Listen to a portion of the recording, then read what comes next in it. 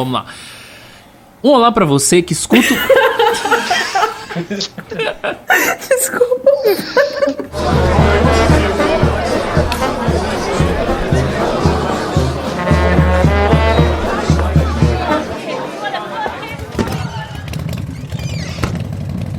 Introvertendo, um podcast onde autistas conversam.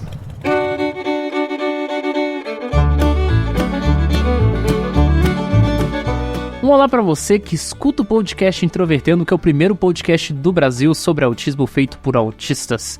Meu nome é Thiago Abreu, sou host desse podcast e hoje estou com mais 2 podcasters aqui do Introvertendo para discutir um tema que vocês já pediram pra gente há um tempão, mas que a gente não esqueceu e a gente vai falar aqui hoje. Olá pessoal, meu nome é Thaís, aqui de Florianópolis. Já faz tempo que eu não gravo, mas não desisti do podcast. E hoje a gente vai falar aí sobre algo que pode ser muito bom, muito ruim, e aí às vezes as duas coisas não exatamente ao mesmo tempo, mas quase.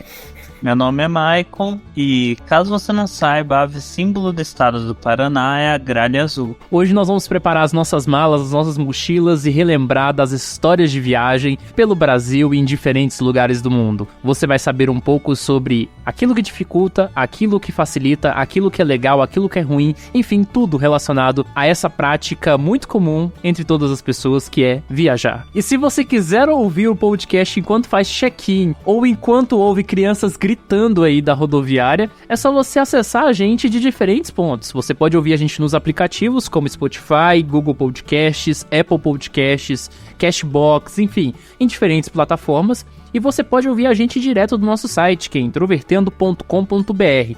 Lá no nosso site você encontra todas as nossas redes sociais, Facebook, Twitter e Instagram, e lá também você pode encontrar as formas de apoiar a gente. Você pode apoiar a gente pelo Padrim ou pelo PicPay, né, isso financeiramente, e você também pode apoiar a gente mandando o seu recado, o seu feedback, sua opinião pelo e-mail ouvinte@introvertendo.com.br, o qual você pode comentar aí todos os nossos episódios e serem lidos aqui na nossa seção de e-mails. Vale lembrar que o Introvertendo é uma produção independente, feita por pessoas dentro do transtorno do espectro do autismo e que, entre tudo, discute sobre sociedade e cultura. Então vamos lá!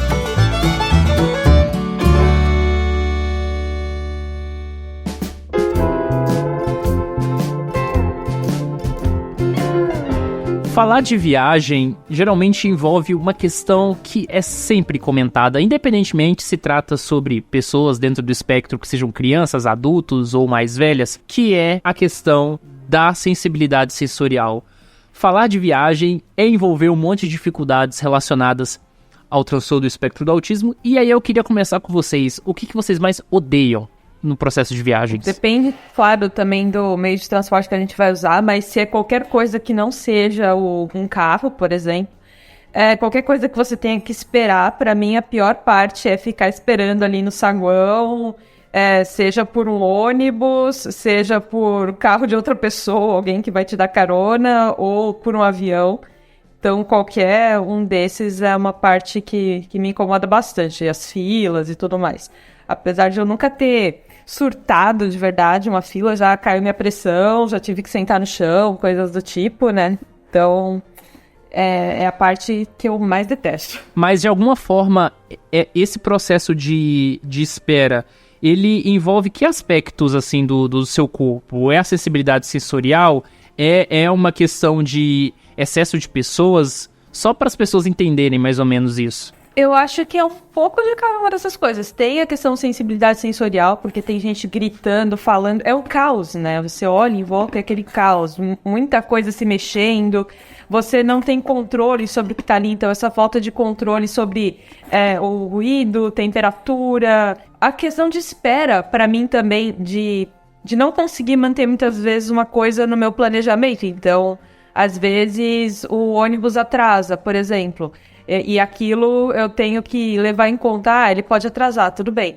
Mas eu não sei em que momento ele vai sair, eu não sei em que momento eu tenho que levantar, eu não consigo calcular tão bem tudo isso. Então é como se você tivesse que ficar atento o tempo todo, sabe? Preparado o tempo todo para fazer o que tem que ser feito do embarque. E aí a gente chega na hora de embarcar, você não tem certeza se vão te perguntar alguma coisa a mais, se vai sair, vamos dizer assim, do script esperado. Então, são muitas coisas que envolvem essa preparação para a viagem que, para mim, são de maior impacto. Que essa questão do inesperado, assim, de você não conseguir encaixar na sua rotina direitinho aquilo, é realmente o mais difícil de encontrar um jeito de lidar, né? Sim, eu penso que quando se trata de viagens e as dificuldades enfrentadas, elas estão geralmente naquela segunda parte da descrição que tá lá no DSM sobre autismo, que é comportamentos repetitivos. E quando a gente fala de comportamentos repetitivos, as pessoas pensam muito naquilo que elas chamam de, muitas vezes, estereotipias ou estigmas. Mas, na verdade, comportamento repetitivo é algo que vai muito além disso, né? Comportamento repetitivo também envolve hiperfoco e também envolve insistência da mesmice. Quando a gente fala em insistência da mesmice, a gente fala de mudança de rotina. Mudar a rotina é algo muito crítico, né, para as pessoas, assim. E a viagem é uma mudança em 360 graus nesse processo. Porque além de você ir para um lugar totalmente novo, em que você vai ter horários, tudo novo, você tem um processo transitório que muitas vezes parece ser mais desconfortável do que o próprio processo de chegada. Para vocês, o que é pior? É o processo da viagem ou a viagem após chegar no destino? O processo da viagem, você quer dizer tudo que você faz até chegar lá, é isso? Exatamente, incluindo o percurso. Pra mim é o processo da viagem, com certeza. Também pra mim a viagem muito pior, até porque eu praticamente não tenho uma exceção onde eu tive que viajar em que o que eu fosse fazer depois que eu chegasse no local não tivesse muito bem estabelecido. Então, assim, geralmente eu nunca tive problema depois da viagem. O problema fui até chegar lá, porque é uma situação bem caótica. Caótica eu acho que é uma ótima palavra para definir isso, porque é tudo fora do seu controle, né? Pode acontecer muita coisa, tem muito imprevisto que... Bom, imprevisto é imprevisível, obviamente. Então você não consegue fazer muito quanto a isso. E pra você, Thiago? É muito curioso porque para poder fazer toda essa análise, eu preciso fazer um background de como eu avaliava viagens no passado e como eu avalio viagens hoje. Porque eu fiquei muitos anos sem viajar, e aí quando eu voltei a viajar, eu viajei por uma necessidade que se definia pelos compromissos acadêmicos os quais eu estava participando. Então envolvia geralmente ou viagens técnicas, né? Ou geralmente envolviam coisas que depois iam se tornar meu TCC. Quem ouviu o episódio 67, que é o episódio sobre pesquisa, lembra lá que eu contei sobre meu TCC, sobre um livro que eu fiz. E para eu fazer meu livro eu tive que viajar várias vezes. E aí, com isso, eu acabei passando a ter uma outra visão sobre viagens, porque antes, quando eu era mais novo, digamos assim, eu tinha um menor controle, né, sobre a própria viagem. Então, quando você se torna uma pessoa maior de idade, você começa a ter um maior controle sobre que dia você vai sair, que dia você vai chegar, se você está a cargo de todos os gastos que você vai ter nesse percurso de viagem, como é que você vai voltar, por que meio, por que horário, o horário que você sai, o horário que você chega. Então tem uma série de mini questões dentro de viagens que tornaram mais agradáveis, digamos assim, pra mim. E aí, com o tempo, justamente por eu ter uma característica que eu acho que é comum, né, dentre as pessoas, que é a questão de se preparar com muita antecedência para os eventos, o processo de viagem acabou se tornando algo, entre aspas, natural pra mim. Mas isso foi algo que demorou muitos e muitos anos para ocorrer. Então, hoje em dia, quando eu tenho uma viagem para fazer, geralmente eu sei que eu vou viajar com mais de um mês de antecedência. Isso para mim é ótimo, entendeu? Ter isso preparado muito bem. É claro que às vezes envolve aí um certo fator de ansiedade quando, né, a rotina não está muito completa, mas de uma forma geral, isso, assim, a experiência de viajar hoje para mim é 1000 vezes melhor do que era antes. Isso considerando que eu geralmente viajo de ônibus ou de avião. Mas relacionado de uma forma geral, assim, com o aspecto da viagem, isso me faz lembrar uma discussão muito pequena que ficou, né, como um ponto adjacente, assim, no episódio 56, que foi o episódio sobre charlatanismo, que a gente gravou com a Andrea Werner, que é uma jornalista, né, mãe de autista, muito conhecida, e ela falou, num momento, assim, bem pequeno do episódio, que ela passava dentro do avião um desconforto muito grande com o filho, pelas questões sensoriais, principalmente por causa de comida. Ela diz que dentro do avião, a quantidade de cheiros, né, que se tinha dentro daquele ambiente deixava o filho dela muito desconfortável. Essa situação de avião que você descreveu é realmente bem complicada. Eu nunca tive tanto problema assim nesse tipo de coisa. Eu acho que eu fico focada ali na questão de que eu tô viajando e tudo mais. Então, na parte de alimentos e tal, cheiros, isso não costuma me incomodar. A não ser que tenha alguém cheirando cigarro perto de mim, algo desse tipo. E eu não tenho problema com seletividade alimentar, né? Apesar de que depois eu vou contar as histórias da Índia aí vai ser um pouco tenso. Mas, em geral, isso não me incomoda e eu acho que eu tenho bastante sorte nesse aspecto. Até por ser autismo leve, né? Isso é uma questão que daí no meu caso, eu acho que já entra um pouco a questão da ansiedade, porque eu não... eu tô tão tenso com a questão da viagem em si. Eu tô tentando deixar meu cérebro focado em tanta coisa ao mesmo tempo que acaba que eu não consigo sentir o impacto de qualquer sensibilidade que eu tenho, principalmente porque eu tenho muita sensibilidade sonora. E quando eu tenho viagens, geralmente passa num vácuo, porque eu tô literalmente tão tenso com a questão da viagem em si, que eu literalmente não tenho tempo nem pra ir ficar irritado com algum barulho ou com alguma coisa. Você vai naturalmente entorpecido. Basicamente, você acha a palavra que eu tô procurando? Entorpecido. Entorpecido, boa. Pra mim, eu em geral sinto bastante alívio depois que eu sento no lugar, assim. Então, que eu já sei que eu não vou perder o ônibus, eu não vou perder o avião, eu não vou perder nada, o meu lugar tá ali. Tem o resto do processo da viagem que é um problema? Ok, mas pra mim o grande problema é antes de eu chegar no meu lugar ali. Ou se tiver uma parada e por um acaso eu resolver descer, muitas vezes eu nem desço. Mas aí também eu fico tensa enquanto eu tô fora por receio de perder ali o meu meio de transporte no meio da viagem e ter um imprevisto bem bizarro. Mas enquanto eu tô ali sentada, parece que eu penso, pelo menos eu tô razoavelmente segura aqui. Você tocou num ponto bem interessante. O meu maior problema com viagem no geral é que eu quase que tenho fobia de veículo. Eu realmente não gosto, não me sinto confortável tanto numa lata de sardinha com rodas ou com motores, mas eu nunca fui no avião, então eu não posso afirmar isso. É só uma hipótese, mas... O avião tem rodas também, né?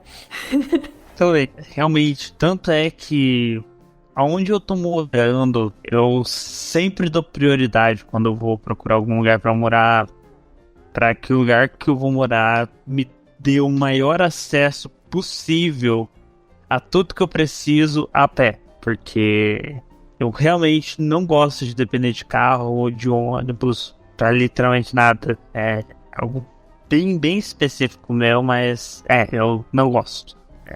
Eu acho que faz total sentido, porque eu vim morar aqui perto do trabalho e tudo mais. Claro, tem vários outros fatores, né? Mas eu não tenho fobia de veículos, tá? Eu nunca tive esse problema. O que acontece é só eu ficar enjoada, especialmente se eu fico olhando pra fora. Tem gente que fala, se você ficar de olhos fechados, você fica mais enjoado. Não, pra mim, se eu tô vendo as coisas se mexendo, eu fico mais enjoada.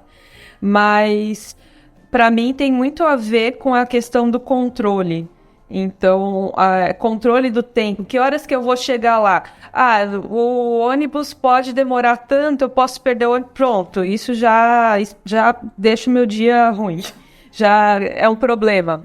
E se eu sei que eu vou a pé, eu sei quanto tempo eu vou demorar até ali. Talvez eu demore um pouco mais, sei lá, se eu machucar o pé, mas...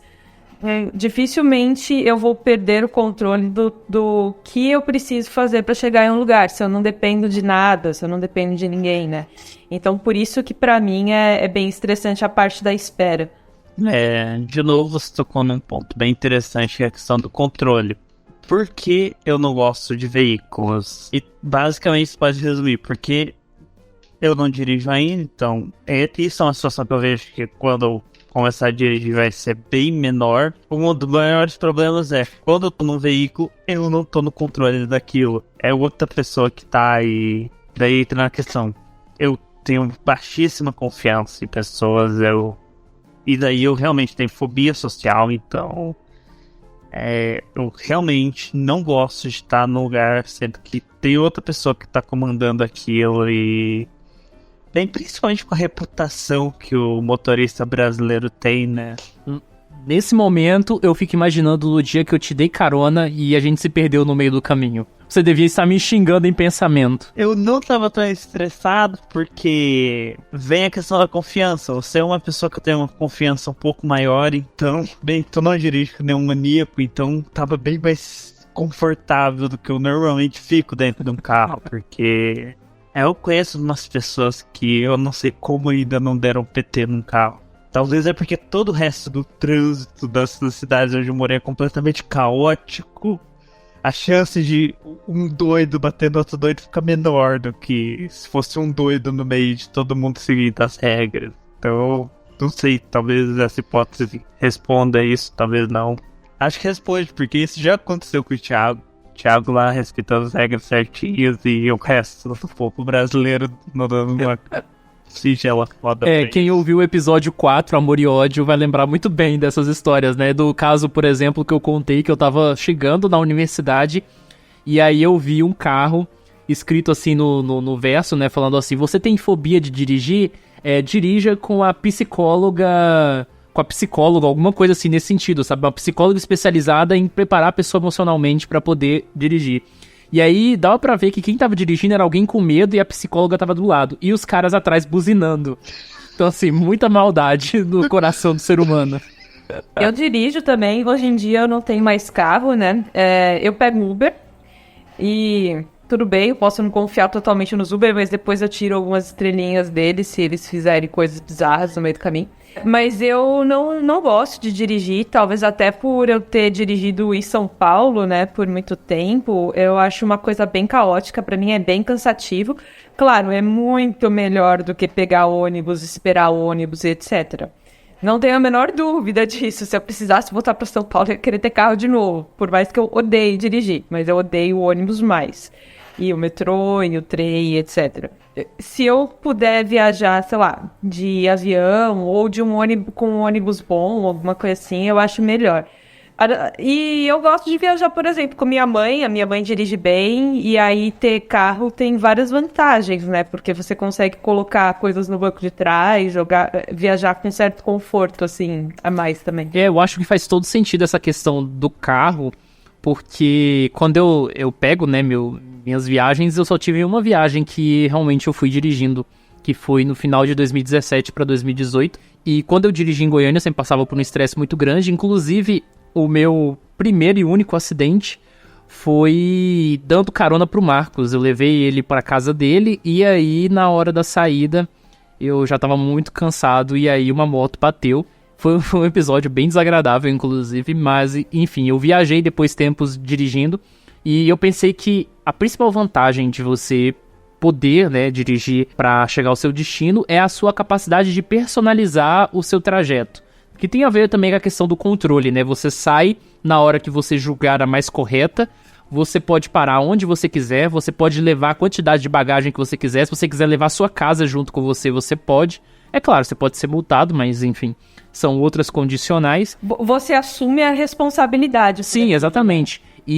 Mas ao mesmo tempo você tem o desgaste físico. Então, quando eu, por exemplo, viajo de outras formas, eu tenho a liberdade de dormir, eu tenho a liberdade de fazer uma série de outras coisas que quando eu tô na direção, não posso. Eu só ia comentar a questão de viagem, assim, sem ser uma viagem de turismo, mas em engenharia, viagem é simplesmente sair de um lugar para o outro, né? Então eu vou considerar a viagem a época que eu ia pro estágio, que eu pegava estrada também, né? Era cidade vizinha, e para mim era cansativo em alguns aspectos, mas tem a questão de, principalmente, isso que o Thiago falou, de ficar prestando atenção e de, às vezes, acontecer alguma coisa imprevista ali.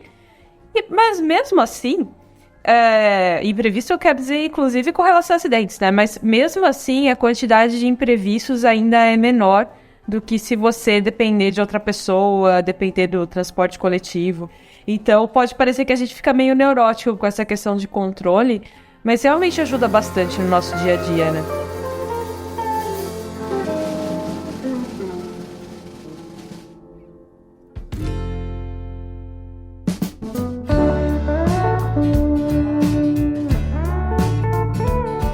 Então, pessoal, pra vocês, o que é melhor? Rodoviária ou aeroporto?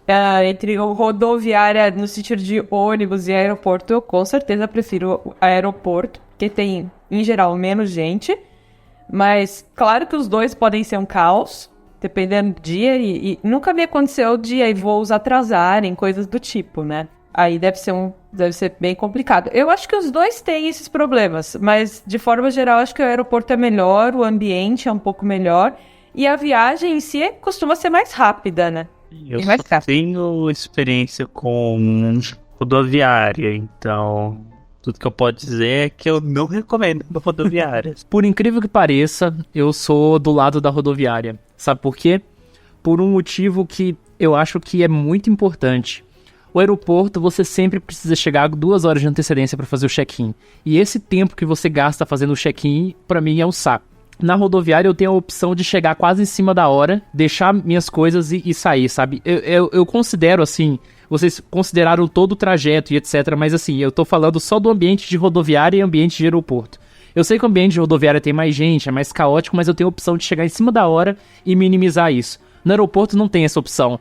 E isso sem falar quando você tem que despachar a mala aí, que é mais caótico ainda. Uma coisa muito interessante nesse sentido, assim, é que aqui em Goiânia, especificamente, tem uma questão local que é muito interessante, é que a rodoviária de Goiânia tem mais estrutura que o aeroporto. A rodoviária de Goiânia é um shopping, então, assim, você tem entre aspas, um lazer dentro da rodoviária, que é diferente de outras capitais, né? Eu já conheci algumas rodoviárias de outras cidades, assim, e é bem distante. Inclusive, agora, no início de setembro, eu estava na rodoviária de Belém, me pareceu rodoviária de cidade do interior, assim, é uma realidade totalmente diferente do que eu estava acostumado, porque a rodoviária da minha cidade é um shopping, basicamente. Mas, mais especificamente, a rodoviária de Goiânia tem um shopping. Aquela seção lá de lojas que estão lá é considerado um shopping mesmo. Mas eu acho um ponto interessante que você falou, que uma das coisas que eu não gosto de rodoviária é justamente porque comigo acontece o contrário. Teoricamente eu tenho essa possibilidade de chegar lá em cima da hora, porém, como a minha situação demandava que eu não corresse nenhum risco, todas as vezes que eu precisei usar rodoviária para viagem longa, eu geralmente chego lá umas 2, 3 horas antes. E já aconteceu da minha viagem ser 6 para 7 horas da noite. E como era domingo, como se perdesse a chance de pegar um ônibus, ia correr o risco de eu não conseguir pegar o ônibus a tempo de novo, eu cheguei lá no rodoviária 11 horas da manhã. Considerando que tem período de 1h30 da onde eu saí da minha casa até eu chegar lá na rodoviária, então Olha, eu me considero praticamente incapaz de chegar em cima da hora em um lugar e me sentir bem. Eu fico muito estressada. Então, o normal é eu chegar muito antes mesmo. A não ser que eu não tenha como, sei lá, vou sair do trabalho e aí vou pro lugar. Tem que esperar esse horário, né? Mas eu chego muito antes pra olhar tudo, pra pensar onde é que eu vou ficar, onde é que eu vou sentar, o que eu tenho que fazer, pra organizar aquilo tudo na minha cabeça, exceto quando eu ia com minha mãe, que aí meio que era segue, né? Vai no automático, ela faz o que tem que fazer e eu vou atrás. Mas hoje em dia, e porque eu só viajo sozinha, então já não tem mais isso, então eu preciso me organizar. E minha organização às vezes demora um pouco nesse aspecto. E mesmo assim, teve uma vez, a primeira vez que eu peguei avião aqui em Florianópolis para ir para São Paulo visitar minha família, eu quase perdi o avião porque eu não sabia que... Eu fiz check-in e tudo mais, só que na hora que eu tirei o papelzinho da máquina, ficou o código de barras na máquina. E eu não reparei, eu reparei só na hora de entrar lá, né? E aí eu não sabia o que fazer, tive que sair correndo, quase perdi o avião. Então, mesmo chegando em cima da hora, ainda pode acontecer esse tipo de coisa, mas reduz bastante a chance de alguma coisa dar errado. Pra mim, eu não uso essa vantagem aí que o Thiago falou, de poder demorar menos tempo, né, ficar menos tempo ali. E eu acabo gostando de chegar e encontrar um lugar pra sentar, de preferência um lugar que não tenha gente dos dois lados, talvez uma pontinha ali de cadeira, e ficar lendo, ficar ouvindo música, mexendo em alguma coisa pra tentar me distanciar ali da situação em volta que não é do meu interesse. Ou comer alguma coisa, se eu precisar. Agora, isso que vocês falaram de infraestrutura me lembrou que eu fui pra Bonito uma vez, quando eu era pequena. E o aeroporto de Bonito, basicamente, era uma cabana com teto de palha, com um banheiro e a pista. Era só isso. Eu só preciso fazer um disclaimer que quando eu falo em cima da hora, no meu conceito autístico de chegar em cima da hora, é tipo meia hora antes do embarque. Então, assim, a minha viagem, por exemplo, de ônibus, né, tá marcada pra 7h30 da noite, 7 horas eu tô lá. Eu também considero meia hora em cima da hora. Muita gente deve achar que em cima da hora são 5 minutos ali, coisa do tipo, né? Sim, sim. Eu acho muito interessante a gente, já que a gente tá falando de aeroportos, é que ocorreram várias mudanças na legislação, né, se a gente considerar aí Lei Berenice-Piana, Lei Brasileira de Inclusão, várias legislações nos últimos 10 anos que favoreceram a temática do autismo com relação à sociedade de uma forma geral. E uma dessas vantagens, digamos assim, né, foi exatamente o autismo estar entre as filas prioritárias, né, junto com as demais pessoas com deficiência, idosos e etc. Isso inclui aeroportos. Aí eu queria perguntar pra vocês, o Michael nunca foi ao aeroporto, mas é uma pergunta hipotética também. Vocês fazem ou fariam uso dessas filas prioritárias de alguma forma? Não. Pra mim depende bastante, tá? As últimas vezes que eu fui no aeroporto, eu não fiz uso da fila prioritária. Eu fiquei sentada na minha cadeira enquanto as pessoas entravam. E quando a fila tava bem pequena, aí eu levantei pra entrar. Tenho minhas dúvidas se essa foi uma boa opção. Talvez futuramente eu faça uso da fila prioritária em aeroporto. Entra naquela coisa de, será que eu preciso nesse momento? Então, se a sala de embarque tiver um caos, poxa, será que eu não deveria fazer uso disso? Então, por mais que eu sempre tenha tido esse certo, entre aspas, orgulho trouxa, né? Porque é bem trouxa. Mas de pensar, não, eu não preciso, não vou e tal. A verdade é que a gente se cansa mais, a gente se desgasta mais pra estar ali. Então, por exemplo, hoje eu fui comprar roupa no shopping e tava uma fila muito grande. Eu já fui naquela loja outras vezes, quando tinha umas 2, 3 pessoas, eu ficava na fila normal. Agora, tinha muita gente naquela fila, tinha crianças correndo pra todos os lados, a música na loja tava alta, eu tava de fone, né, pra abafar, mas mesmo assim eu tava ficando incomodada. Eu pensei, putz, eu vou pegar essa fila, acho que eu vou largar as roupas e vou embora, não vou fazer nada, não. Aí eu pensei, não, quer saber? Eu vou perguntar se eu posso pegar a fila prioritária. Aí eu perguntei pro cara, ele falou que sim. A moça me atendeu bem mais rápido, eu só precisei esperar uma moça sair, fui atendida e fui embora. Então, em algumas situações eu pego sim. Entra naquela questão de que é um direito nosso e pra mim faz sentido nesse aspecto. A gente realmente se cansa mais. Por mais que a gente aguente ficar na fila, e eu peguei filas normais quase a minha vida inteira, né? Eu fiz muitas viagens com a minha mãe. E não sei quantas viagens eu fiz de avião, mas vamos dizer que eu tenha feito umas 3, assim, de avião. Mas eu fiz muitas viagens de ônibus com a minha mãe, eu fiz viagens de carro também e tal. E aguento ficar. Como eu te falei, nunca surtei em uma fila, apesar de já ter me sentido mal, mas não sei até que ponto tinha a ver com o autismo ou não. Mas, de qualquer forma, as outras pessoas não estão sentindo aquilo que a gente está sentindo. Então, por muito tempo a gente acredita que aquilo que a gente está sentindo é, entre aspas, normal, todo mundo está passando por isso, e na verdade não. Todo mundo não está passando por isso.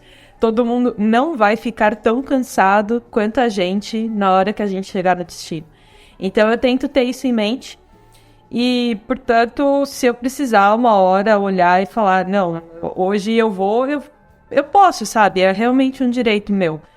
Eu já não enxergo isso da mesma forma que antes. Eu acho que a sua linha de raciocínio faz todo sentido pra mim. Inclusive, é a forma como eu penso. Então, por exemplo, de filas prioritárias no geral, eu quase nunca fiz uso, só em lotérica, porque eu acho o ambiente de lotérica extremamente desgostoso pra qualquer pessoa. Eu odeio lotéricas com toda a minha força. Meu sonho é um dia deixar tudo no débito automático, pra nunca precisar pisar em uma. Mas, dadas as situações econômicas do Brasil, né, essa é uma realidade cada vez mais distante. Mas, com relação a aeroportos, não, nunca fiz uso. Inclusive, muitas vezes eu fiquei pensando, mas existe também um aspecto social, né? Eu acho que, por exemplo, nós mesmo sabendo que é um direito, sempre fica aquele pensamento, nossa, será que isso vai gerar um mal-estar? Não sei se vocês não se importam com isso, mas eu sempre fico pensando, será que vai gerar um mal-estar? Será que no final das contas alguém vai implicar e no final das contas vai acabar demorando mais do que já demora? Então, muitas das vezes eu geralmente fico numa posição muito mais na minha mesmo. Eu fico observando, né, os grupos serem chamados. Geralmente eu fico no último grupo porque eu sempre sento no corredor, porque eu acho mais prático. Eu sempre fico esperando. Quando dá a hora, eu só levanto, entro e aí não é muito desconfortável. Mas por que eu perguntei isso? Porque no mês de setembro nós tivemos um caso que inclusive chamou bastante atenção na imprensa nacional, que foi uma passageira com síndrome de Asperger que foi barrada de viajar com a Latam. E foi uma situação bastante complicada. Não, ela chegou no guichê e solicitou a mudança de assento, porque ela estava perto, se não me engano, das turbinas e ela tem muita sensibilidade auditiva. Algo normal, né? Frequentemente as pessoas pedem para mudar de assento e verificam a possibilidade. E aí, nesse momento, aparentemente por uma crise de sinceridade, ela falou do diagnóstico dela, e aí os atendentes já começaram a ficar com o pé atrás. Aí pediram um laudo, ela forneceu esse laudo com o tempo, e aí falaram que eles tinham 48 horas para avaliar esse laudo e por isso ela não poderia embarcar. E aí isso soou como algo extremamente absurdo, porque pessoas com diagnóstico de síndrome de Asperger no geral são pessoas independentes. Pode ser que tenha aí alguém que tenha, na verdade, grau 2 ou grau 3 e que seja diagnosticado erroneamente com Asperger, mas isso é muito pouco possível, né, de forma geral. Então é algo que não fez tanto sentido. Ela perdeu uma viagem, ela tinha que inclusive viajar para fazer uma cirurgia, a cirurgia estava paga, ela perdeu a cirurgia, teve um prejuízo muito considerável. E aí isso chamou a atenção da imprensa. Qual foi a resposta da Latam nessa situação? Eles falaram que não houve discriminação, né, que a acusação foi sobre discriminação, e de que pessoas que estão dentro do TEA, de uma forma geral, precisam de suporte e que essas pessoas não podem viajar sozinhas, tem que viajar acompanhadas. E isso foi, assim, né, um alvoroço muito grande dentro da comunidade. E o que aconteceu logo depois? Saiu algumas notícias falando que a Latam foi multada em R$500 mil por causa dessa proibição. E a Latam, claro, obviamente, continuou defendendo a sua postura, falando que fez tudo conforme a legislação e que, além de tudo, não tinha recebido ainda a notificação. Como nós estamos gravando esse episódio com uma certa antecedência, nós não temos aqui na nossa gravação a resolução do caso. Mas esse caso dela me chamou muita atenção porque um dos motivos pelos quais eu sempre quis evitar, né, mencionar sobre diagnóstico, sobre laudo de qualquer forma em viagens, foi para evitar dores de cabeças como essa. Mas a gente fica pensando, ao mesmo tempo é um direito. Como é que a gente resolve esse impasse? É engraçado isso, porque hoje, que nem eu falei, eu tava lá na fila, né? E eu fiquei na dúvida inicialmente se eu pegava ou não, tudo mais. E enquanto eu tava decidindo isso, eu abri o WhatsApp justamente para pegar o meu laudo. Porque eu deixo ele salvo em um lugar fácil, que eu nunca sei se eu vou precisar ou não. E eu tenho esse desconforto das pessoas olham pra mim, elas não vão falar que eu tenho qualquer coisa de, entre aspas, diferente, né? Então, tanto que eu trabalho e tudo mais, como você falou, nós temos uma certa independência, na verdade, em vários aspectos. E aí, eu percebi que eu tava muito nervosa. Eu comecei a ficar tremendo, assim, na hora de pegar aquela fila, porque as pessoas podiam ficar falando alguma coisa, me questionando e, poxa, eu tava ali com o laudo, né? Eu falaria, mostraria e tudo mais, mas é uma situação que é bem incômoda, mesmo sendo um direito nosso. Eu tenho uma colega que na mesma loja, a minha colega que é autista, na mesma loja já aconteceu de uma senhora de idade ser grosseira com ela, mas aí na hora que ela virou, explicou, a senhora falou, tá, entendi. Então, é realmente uma situação que as outras pessoas não têm muito como saber, e muitas vezes estão sem paciência, porque vem muita gente furando fila, coisas do tipo. E aí, justamente na hora que eu peguei e abri meu laudo, eu recebi a sua mensagem, Thiago, com alguma mensagem que você estava me mandando, e aí eu abri o documento e abri o artigo falando sobre a moça que você contou agora. Então, foi interessante. Na hora que eu estava ali esperando na fila prioritária, eu estava lendo o artigo.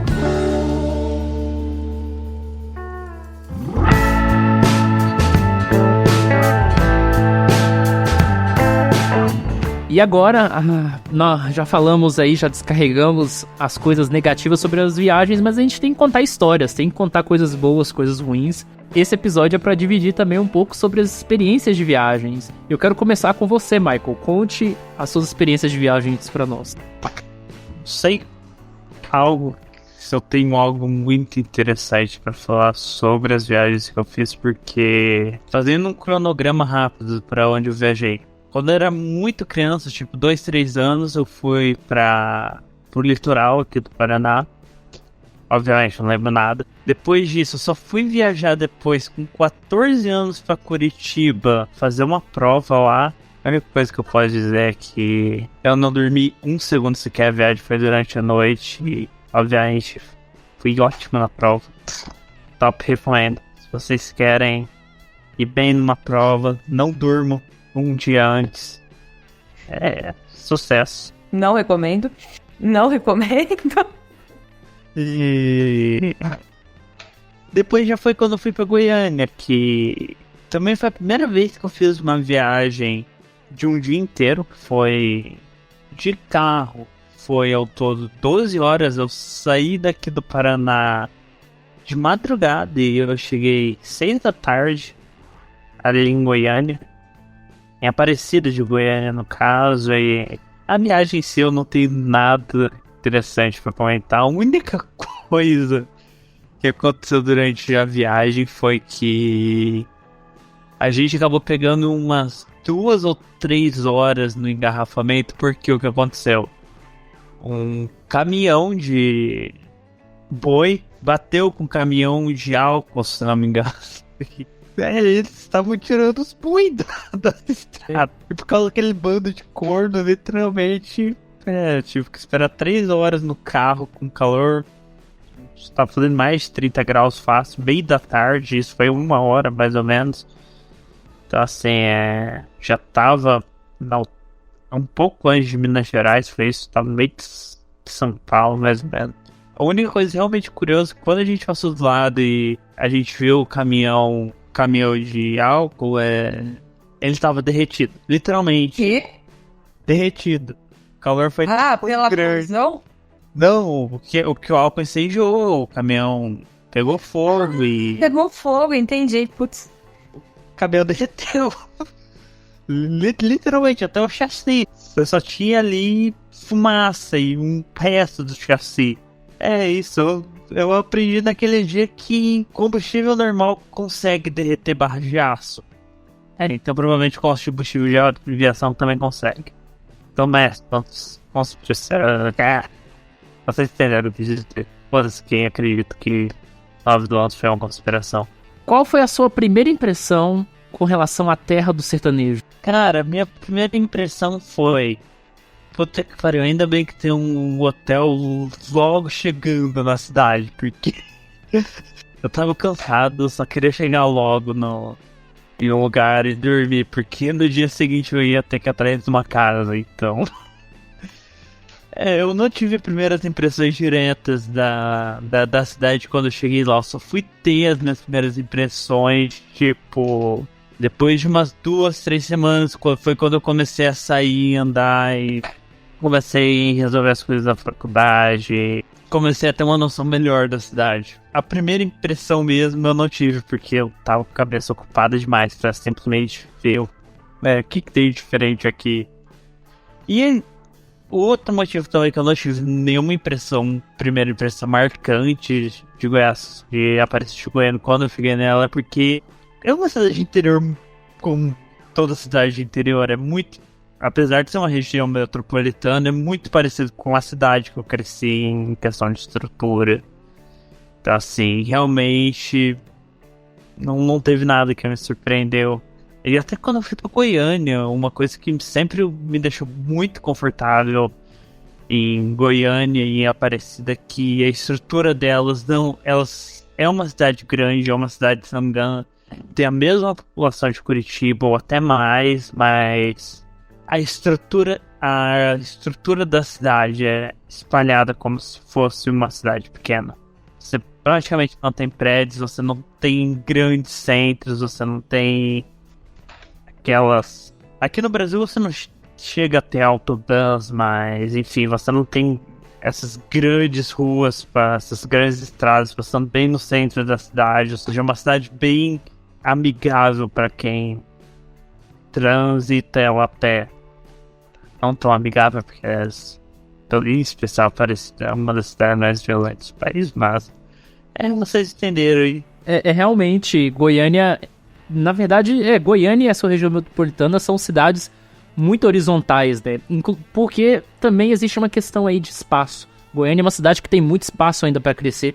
Se não me falhe a memória, a área construída de Goiânia equivale a Belo Horizonte inteira.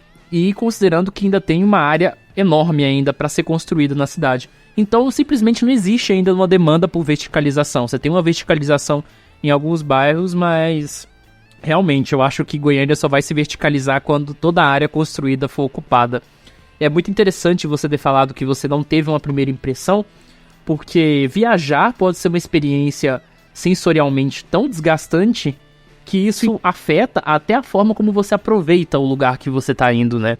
A propósito, eu lembrei de uma coisa, posso te falar qual foi a minha primeira impressão, real mesmo, qual foi a minha primeira impressão de Goiânia?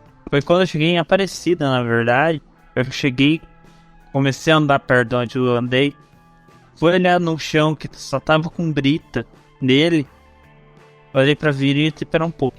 Que caralho é esse que não parece brita?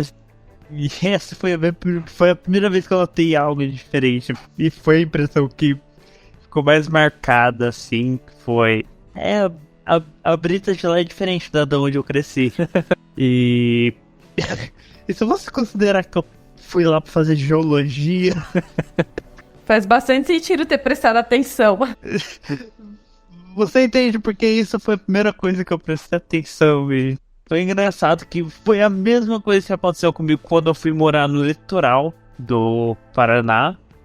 E quando eu fui visitar Curitiba, agora como mais velho. As terras da MC Maiara.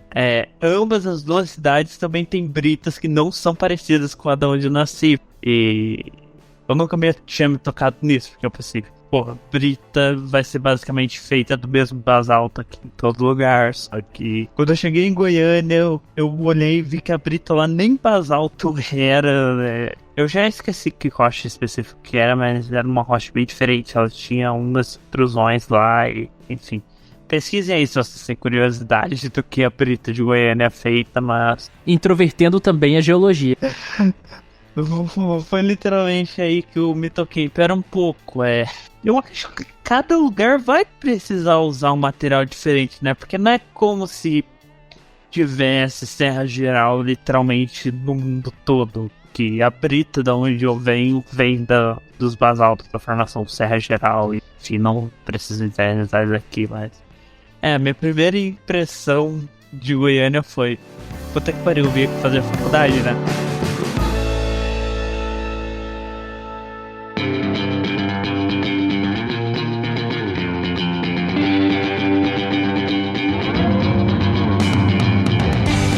Para poder falar sobre as minhas experiências de viagem, eu preciso fazer um contexto muito importante, que eu nasci num ambiente familiar em que eu tenho parentes espalhados nas 5 regiões do Brasil.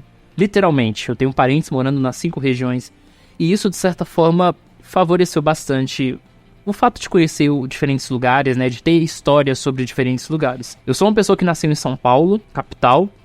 Meus pais são do interior da Bahia, na região do Sertão. Minha mãe ficou grávida de mim em Brasília.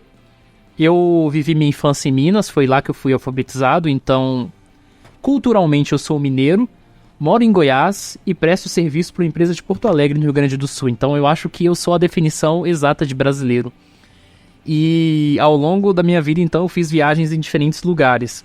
A maioria delas sempre eram para Paratinga, né, a cidade que inclusive depois eu escrevi um livro e etc. Mas de 2000 e... Na verdade, do ensino médio pra frente, eu comecei a fazer algumas viagens para outros lugares. Eu lembro que a primeira viagem técnica que eu fiz com os meus colegas foi para a cidade de Jataí, que fica no sul de Goiás. É uma cidade que tem uma temperatura um pouco mais baixa, é uma cidade cara, mas é uma cidade bem legal, assim, de ficar. Depois, no ano seguinte, eu fui para Santa Rita do Sapucaí, que fica no sul de Minas, na região de Serras, uma cidade muito bonita, inclusive, uma cidade universitária, só tem jovem na cidade. Aí em 2013 eu tive uma visita técnica para Brasília. Brasília também é uma cidade que eu visitei muitas vezes, porque obviamente Brasília fica a 200 km de Goiânia. Toda pessoa de Goiânia conhece Brasília, não é possível. Assim que eu acho que toda pessoa de Brasília já deve ter pelo menos pisado em Goiânia alguma vez na vida. Na época da graduação eu também fiz algumas outras viagens. Eu viajei 2 vezes para Campo Grande, no Mato Grosso do Sul, que é uma cidade que eu acho muito parecida com Goiânia em vários aspectos. É uma cidade que a temperatura é um pouco mais baixa, as pessoas são um pouco mais snobs e o centro é mais bem preservado, mas é uma cidade legal, assim, né? É uma cidade legal em termos de estrutura, as pessoas já não são tão legais assim. Desculpa aí se você mora em Campo Grande e é uma pessoa legal, outras pessoas estão fazendo a cidade ganhar má fama pela causa dos outros. Resumo da história. Até o ano de 2019, ou seja, esse ano que a gente tá, eu conheci todas as regiões do Brasil, exceto a região norte. Eu conheci a região sul pela primeira vez ano passado, a região norte pela primeira vez esse ano. E parte desse conhecimento, assim, do Brasil veio por 2 motivos. O primeiro, uma maior flexibilidade com relação a viagens, como eu falei, né? À medida que fui envelhecendo, a gente vai tendo mais independência. E o segundo motivo é a questão profissional mesmo. Isso inclui o próprio Introvertendo. Então, a partir de 2016, eu marco como período de virada com relação a viagens. Eu comecei a viajar com frequência para Paratinga, períodos de férias, né? Comecei a ter esse costume de viajar. Fui tomando gosto pela questão da viagem, por uma série de motivos, para produzir, para sempre fazer alguma coisa, para descansar. Eu comecei a perceber que ir para o interior, de uma forma geral, me deixava muito menos desestressado dessa rotina dentro da cidade, que é algo que, enfim, é caótico. Eu, inclusive, gravei um vídeo no canal do Introvertendo sobre isso, sobre a questão de desacelerar. De 2018 pra frente, quando eu comecei a trabalhar, né, para prestar serviço para essa empresa de Porto Alegre, que eu tô até hoje, eu fiz minha primeira viagem de avião, que foi para Porto Alegre em março do ano passado. E aí foi um ponto também bem diferente, assim, porque eu nunca tinha tido a experiência de viajar de avião. Achei a experiência muito curiosa, aquela questão do avião saindo, né, e fazendo aquela subida sempre foi algo que no início sempre causou muita tensão. Inclusive ainda tenho um certo medo de avião, mas isso, enfim, é no nível totalmente controlável. E aí eu conheci Porto Alegre, e Porto Alegre foi uma cidade que eu gostei de cara, assim, né? Porto Alegre é uma cidade que eu visito com muita frequência, e por causa do Introvertendo, eu inclusive fui para Porto Alegre mais de uma vez, mas eu conto isso depois. Eu quero começar mesmo falando sobre a primeira viagem relacionada ao Introvertendo que eu fiz esse ano, que foi para o Rio de Janeiro. Bom, o Rio de Janeiro é uma cidade que, enfim, né, é cidade de turista, uma cidade que eu nunca, na verdade, fui muito simpático com ela, porque sempre me pareceu uma cidade muito século XX, com tudo de ruim, né, que o Brasil ofereceu no século XX, principalmente nos anos 80 e 90, que é violência, desigualdade social, poluição, etc, etc. Mas eu fui por causa do Dia do Autistão, que foi aquele evento lá que, enfim, foi o episódio 43 do podcast. E a primeira vez que eu desci no Rio de Janeiro foi muito curioso, porque pela primeira vez, eu acho que depois de Porto Alegre, eu estava numa cidade de um porte aí tão considerável quanto Goiânia, né? BH também conheci, mas o Rio de Janeiro tá num nível muito maior do que as outras cidades. Por ser uma cidade tão grande, ela parece que assusta, né? Em certa medida. Então eu fiquei só no perímetro de Copacabana. E a cidade em si é muito curioso. Eu gostei muito das praias, né? As praias de Copacabana são bem legais e tal. Mas eu achei um ambiente da cidade muito desagradável. Achei muito século XX, sabe? É aquela coisa de muito mendigo na rua, uma cidade que fede. Isso na região nobre da cidade. As coisas muito caras, então nesse aspecto da cidade em si não foi uma experiência tão legal. Mas eu gostei de ter conhecido o Rio de Janeiro. Foi a primeira vez que eu fui no mar, inclusive. O mais perto que eu tinha ido no mar foi Juiz de Fora, que, digamos, está bem distante do mar, então foi a primeira vez que eu conheci o mar. Isso foi em abril. Uma pergunta, quando você foi pro Rio, você conseguiu sair de lá sem levar nenhuma bala perdida? Bom, eu tô vivo aqui, né? Eu acho que é um bom símbolo. Não, eu tô fazendo pergunta meio, não tô irônico, mas ao mesmo tempo meio não, porque basicamente toda pessoa que eu conheci que foi pro Rio de Janeiro rolou tiroteio perto de onde eles estavam. Mas como eu falei, eu fiquei só em Copacabana, né? A Zona Sul é outro mundo do Rio de Janeiro.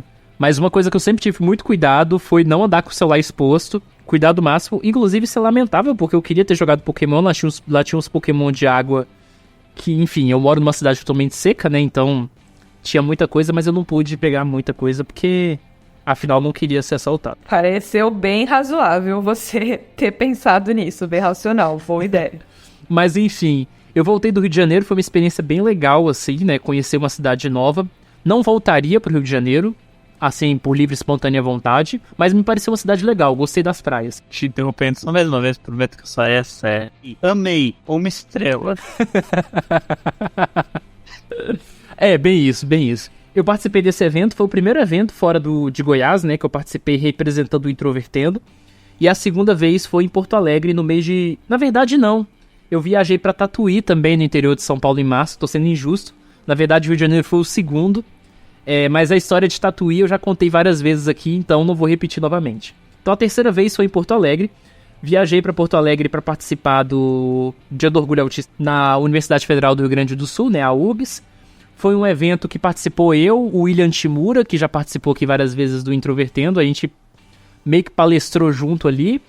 E foi uma experiência muito legal dessa vez, porque eu tive mais tempo de conversar com outras pessoas, né? Porque no Dia do Autistão lá no Rio de Janeiro, a gente fez um evento transmitido online, então não tinha como ter o feedback das pessoas. E lá a gente teve tempo de conversar com pesquisador, com pais, com um monte de gente. Foi uma experiência muito legal. E eu fiquei 2 semanas, né, em Porto Alegre. Lá eu produzi muita coisa com o William, a gente gravou episódio do podcast, a gente gravou vídeo pro canal dele, enfim.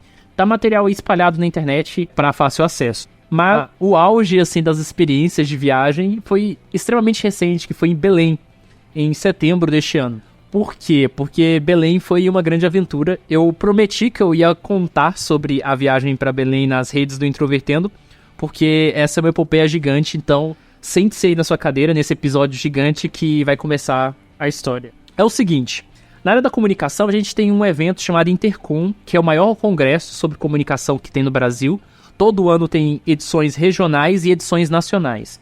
Lá você pode apresentar artigos acadêmicos, né, fazer toda a discussão teórica, mas você também tem produções, você tem produtos e você concorre num prêmio chamado Expocom. Eu inscrevi o radiodocumentário que a gente fez, o Autismo e Autonomia, em 2018, mas eu perdi na edição regional. Já em 2019, eu inscrevi o Introvertendo, o podcast, porque ele começou, né, dentro da universidade, hoje é uma produção independente, e eu venci a etapa regional, que foi em Goiânia. Quando você ganha a etapa regional, você junta todos os vencedores das outras regiões do Brasil e vão para a edição nacional. A outra edição regional no Sul foi a de Porto Alegre, que inclusive eu tinha me inscrito, acabei não indo, porque, enfim, acabei perdendo o evento, mas como eu já tinha sido eleito em Goiânia, fui eleito na nacional.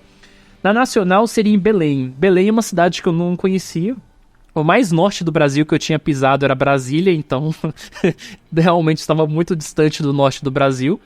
E para ir para Belém, então, eu tive que comprar passagem de avião. O professor meu, o orientador, inclusive, me ajudou um pouco financeiramente. Aliás, abraço, Pavan, professor sensacional. E também, em outra parte, eu tive que reservar um hostel, né? Então, reservei o hostel, comprei a passagem com bastante antecedência e já deixei tudo isso engatilhado. No dia 1º de setembro, eu pego o voo, desço em São Paulo, pego a conexão, desço para Belém. Quando eu desço do avião, eu já sinto aquele clima extremamente quente, um vapor, assim, parecia que eu tava numa sauna, uma coisa que eu nunca tinha experimentado, porque Goiânia é uma cidade quente, mas seca.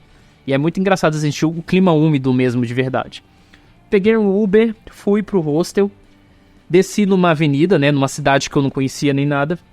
E aí, quando eu desço pra poder entrar no hostel, cadê o hostel? O hostel não existia. Basicamente, eu levei um golpe.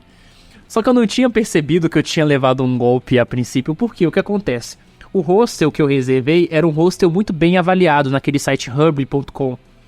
Então, já tinha deixado tudo pago, já estava tudo certo. E aí, do lado desse hostel, né, que antes existia, tinha uma igreja assembleia. E aí, um cara chegou pra mim e falou assim, não, olha, esse lugar não existe mais não. Direto vem gente aí procurar e fecharam. E aí eu fiquei pensando, e agora? O que eu faço, né? Você tá numa cidade que você não conhece, a 2.000 quilômetros da sua casa, e você não tem onde ficar, basicamente. Então o que eu fiz? Inclusive, isso que eu tô contando aqui é uma coisa pra você ver o quanto que é importante pessoas dentro do espectro terem contatos sociais. Porque é numa hora dessa de sufoco que, enfim, não tem como você conseguir se dar bem só com as suas próprias skills. Você precisa de ter gente pra te apoiar. Eu tinha um um amigo de internet há muitos anos, que eu conhecia desde 2012, que morava perto de onde eu tinha reservado o hostel. Liguei pra ele e falei assim, olha, você tem como me ajudar nisso aqui e tal? Eu cheguei no hostel, o hostel não existia mais. Ele falou, pega o Uber, vai pra rodoviária, a gente se encontra lá e a gente se vira pra resolver isso. Desculpa, Thiago, é que nesse caso específico, eu concordo com a história de que a gente precisa ter algumas skills sociais e tal, mas nesse seu caso específico, o dinheiro substituiria a skill social. Você poderia comprar um outro lugar pra ficar imediatamente, se você tivesse bastante dinheiro sobrando. Na verdade, se eu tivesse muito dinheiro sobrando, eu teria reservado um hotel, né? Então isso não teria nem como pensado. Fato. Então assim, eu parto do pressuposto... Você ainda poderia ter tomado o golpe. Eu parto do pressuposto de que eu estou dentro de uma cidade com orçamento limitado, entendeu? Mas enfim, aí o que acontece? Eu fui pra rodoviária, como ele tinha sugerido. Quando ele chegou lá, ele já deixou bem claro pra mim que eu tinha sofrido um golpe. E aí a questão... Eu acho que a gente talvez tenha um olhar mais inocente com relação às situações sociais. Eu penso. E aí eu não tinha ligado os pontos ainda. Porque ele nesse meio do caminho, né, até chegar ao rodoviário, ele ligou no hotel, no hostel, e viu que nenhum dos telefones deles funcionavam mais. Eles não respondiam mais nas redes sociais. E ele chegou pra mim e falou assim, a gente tomou um golpe. Aí eu falei, beleza, o que eu fiz? Entrei em contato com a organização do evento, porque eles tinham disponibilizado alojamento para os congressistas. Eu não tinha pegado alojamento porque eu pensei, nossa, agora eu sou estudante formado, deixa eu pelo menos reservar um hotel aqui para não passar o sufoco, né? Aí eu fui lá pedir ajuda para ver se eles tinham vaga no alojamento, e eles tinham. Isso me salvou bastante. Ok, já foi aí o primeiro sufoco em relação a Belém. Segunda coisa, o clima, né? Era muito engraçado que eu saía do banho e eu já estava suando. Basicamente, parece que você tinha que estar tomando banho o tempo inteiro se você não quisesse realmente suar, sabe? É uma cidade muito, muito bizarra, assim. E isso quando não tá prestes a chover, que quando tá chovendo, aí o calor é maior ainda. A chuva necessariamente não ajuda. Mas ok, fui pro congresso, fui pra UFPA, né, Universidade Federal do Pará, e aí nesse meio caminho eu tava produzindo.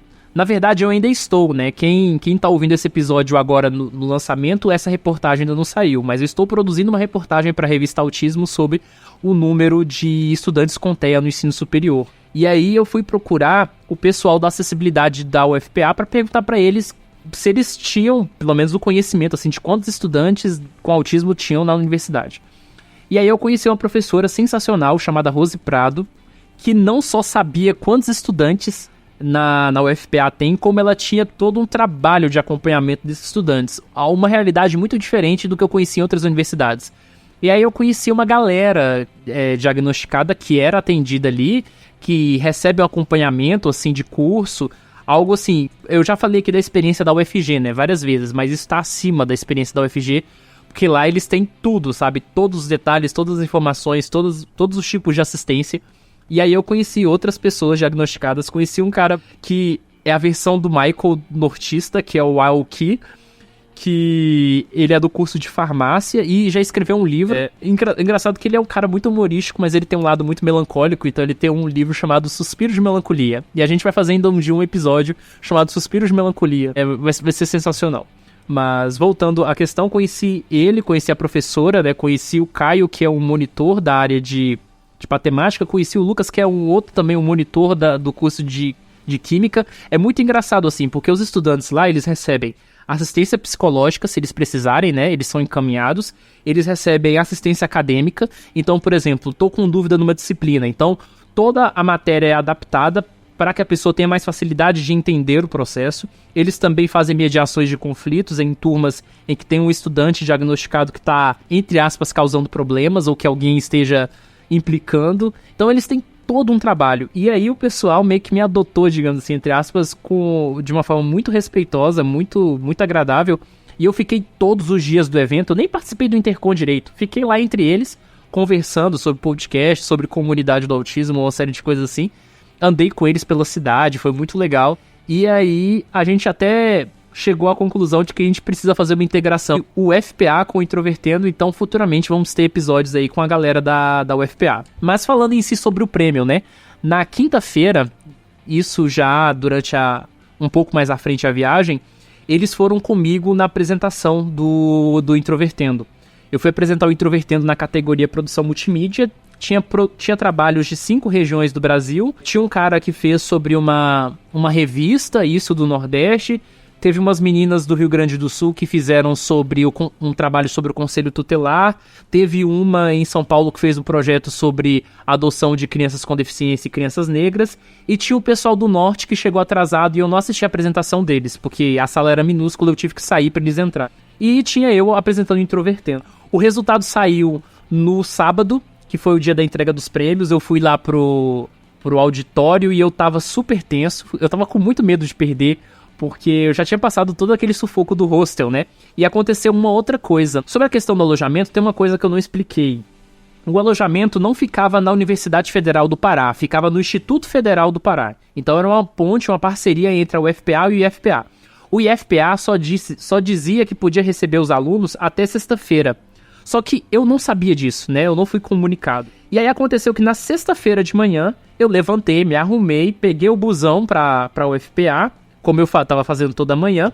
Quando eu voltei pro IFPA durante a tarde, eu estou indo lá pro alojamento, entrar no quarto para poder pegar minhas coisas. Afinal, eu tive que reservar um outro apartamento, porque, enfim, o evento terminava no sábado, eu ia embora no domingo, teve toda essa bagunça por causa do hostel. Aí quando eu chego, tem uma mulher da limpeza e ela falou assim, não, todo mundo foi embora. Aí eu, como assim todo mundo foi embora? Pegaram as minhas malas e levaram para um lugar aleatório que eu nem sabia pra onde era. Aí eu pensei, nossa, não é possível que isso esteja acontecendo. Aí você imagina, eu, louco pra pegar as minhas coisas pra ir embora, minha mala não estava lá, tinha, tipo, sumido a minha mala, não tinha mais ninguém. Nossa, e aí, assim, foi a segunda humilhação de viagem. Aí o que eu fiz? Liguei no pessoal da organização do evento, fiz eles pegarem o Uber e levar minha mala até mim, porque, né, isso foi uma bagunça danada. Aí tinha uma menina da organização que já tinha conversado comigo, esqueci o nome dela, inclusive, uma pessoa super legal, levou as coisas pra mim, entregou, e aí ela, inclusive, pediu desculpas, ela falou que não sabia o que estava acontecendo, porque foi bem bagunçado. Parece que o pessoal da organização foi lá pegar as malas e levar todo mundo pro novo alojamento e eu já tinha saído, e aí eles partiram no pressuposto que eu já sabia, tipo, foi um negócio muito aleatório. E aí, no dia da entrega dos prêmios, eu fiquei assim, gente, se eu não ganhar esse prêmio, eu vou chorar muito aqui, porque não é possível. Foi a viagem mais caótica possível. E aí, quando chegou a hora da categoria, tava todo mundo lá, né, do pessoal lá do autismo comigo lá no negócio, e eles falando, é agora. E eu lá tenso. Aí, quando eles anunciaram o nome do Introvertendo, eu entrei em choque, assim, eu fiquei meio bugado, assim, durante uns 5 segundos. Aí eu levantei, fui lá, peguei o prêmio, a foto tá lá no Instagram. Voltei assim, parece que tinha saído um peso, sabe, de cima de mim. Tanto é que depois eu mandei áudios, né, no grupo, falei pra vocês que o Introvertendo tinha ganhado, mas eu tava, tipo, super calmo, dopadão, assim, durante a viagem. Mas a coisa mais legal, além de ter ganhado o Introvertendo, é que eles fizeram uma festa surpresa pra mim. Eu nunca fui tão bem recebido no lugar, sabe? Eu cheguei lá, a gente fez uma despedida, né, e aí quando eu entrei dentro da sala, né, da UFPA, tava escrito, assim, com palavrinhas escrito nossa despedida, tinha bolo, refrigerante, um monte de coisas assim. Tipo, eu nunca me senti tão bem acolhido no lugar, sabe? O pessoal, assim, sensacional. Eu já agradeci a eles várias vezes, mas é sempre bom agradecer de novo, isso se eles estiverem ouvindo. Depois que o evento acabou, eu ainda fui pro apartamento que eu tinha reservado. E aí, quando eu fui pro apartamento, eu percebi que eu tinha reservado um apartamento numa região perigosa da cidade, apesar de ser 800 metros do aeroporto. Então eu tive que andar de Uber pra lá e pra cá. Inclusive, na volta do evento, com o troféu na mão, começou a cair uma chuva danada em Belém. E por pouco, assim, eu não molhei, sabe? Eu dei uma sorte muito grande que quando eu cheguei no destino já tinha parado de chover. Belém tem dessas. Cai a chuva, destrói a cidade inteira, mas dura poucos minutos. E aí o sol tá de novo pairando. Mas foi uma experiência de viagem, assim, sensacional, porque Belém é uma cidade em si que eu não gostei. É uma cidade quente, é uma cidade muito poluída visualmente mesmo, muita poluição visual. É uma cidade muito suja, é uma cidade que fede e é uma cidade muito violenta. Então é o apocalipse, né, em formato de uma cidade. Mas ao mesmo tempo as pessoas de Belém são muito legais. Então foi uma experiência assim que eu penso que sensorialmente não foi legal, mas foi um aprendizado assim muito bom. E outra coisa também que eu preciso contar. Além de ter ido nos espaços do evento, eu também fui em alguns locais turísticos. E tem um lugar em Belém chamado Ver o Peso, que eu vou te falar que é um lugar assim horrível, sabe? Horrível no sentido mesmo de ter muvuca de gente, ser um lugar quente. Você imagina um lugar cheio de barracas, né, cobertas assim, com muito barulho, muita música, muita agitação. É um lugar exatamente como a pessoa dentro do espectro não deve estar. E aí eu fui almoçar lá, comi vatapá pela primeira vez, e achei engraçado que tinha muito pedinte. E tinha pedintes muito violentos. E aí eu, na minha inocência, né, chegou um cara lá pedindo um refrigerante que eu tinha comprado. Eu falei pra ele não. E aí eu insisti, só que eu não tinha percebido a princípio que ele era um cara violento, que ele poderia ir lá e me dar um murro de imediato. E aí eu tava acompanhado, né, de outras pessoas da UFPA, e eles foram e cederam pra mim, percebendo o perigo, mas eu não tinha percebido o perigo. E aí eu fiquei pensando assim, o quanto que é importante também, quando você tá numa cidade que você não conhece, a uma distância de sentido, de você não andar sozinho. Você só andar sozinho no lugar onde você conhece de verdade. Porque o perigo tá pra todo lado. E lá também eu andei com o celular escondido, né, porque as mãos leves lá são muito frequentes. É isso. Desculpa aí pela longa história, mas é uma experiência muito legal com relação ao Introvertendo e vocês vão ver os frutos disso nos próximos episódios, vocês que estão ouvindo a gente. Nossa, que caos. Você tinha comentado que quando você foi para Belém, foi o lugar mais ao norte. Você foi... Uma das minhas melhores experiências da minha vida foi justamente quando eu passei numa situação dessa, que foi... Na época foi o que eu tinha ido mais ao norte, foi na fronteira de Goiás com Mato Grosso. Depois eu acabei indo um pouco mais ao norte, um pouco mais para oeste também, porque eu outra viagem passada a fronteira, mas foi no campo de geologia básica que a gente tem, que é uma matéria específica, a matéria só focada nesse campo, e no relatório que você faz depois, obviamente, e você fica só mais ou menos 5 dias de viagem, 6 dias aí, mais ou menos, e a gente ficava em Iporá, e nessa viagem sozinho, eu fácil viajei só nessa viagem praticamente o mesmo tanto que eu viajei no resto da minha vida até aquele momento. E no final dessa viagem, eu não lembro agora exatamente, foi no final do último dia ou no final do dia 4. Se não me engano, foi no final do dia 4. E já tava bem no finzinho, já faltava pouca coisa. Foi no final do dia 4, porque no dia 5 a gente só teve 2 ou 3 paradas na volta e terminou o campo. Que a gente pegou o dia inteiro com o campo subindo o morro. Um campo subindo o morro, campo subindo o morro. E a gente já tava bem cansado do dia super... A semana inteira tinha sido super quente. Esse dia tava excepcionalmente quente. Então, muito cansado. E de repente, o último campo, o último morro. A gente sobe lugar assim...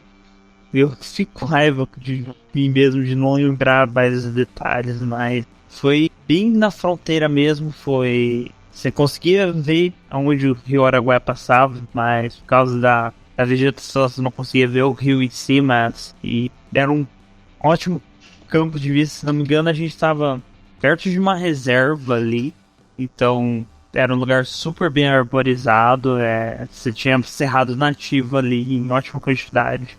Foi, de longe, uma das melhores cenas que eu vi na minha vida. E praticamente como a gente terminou aquele campo. Então, foi uma imagem que ficou muito marcada pra mim.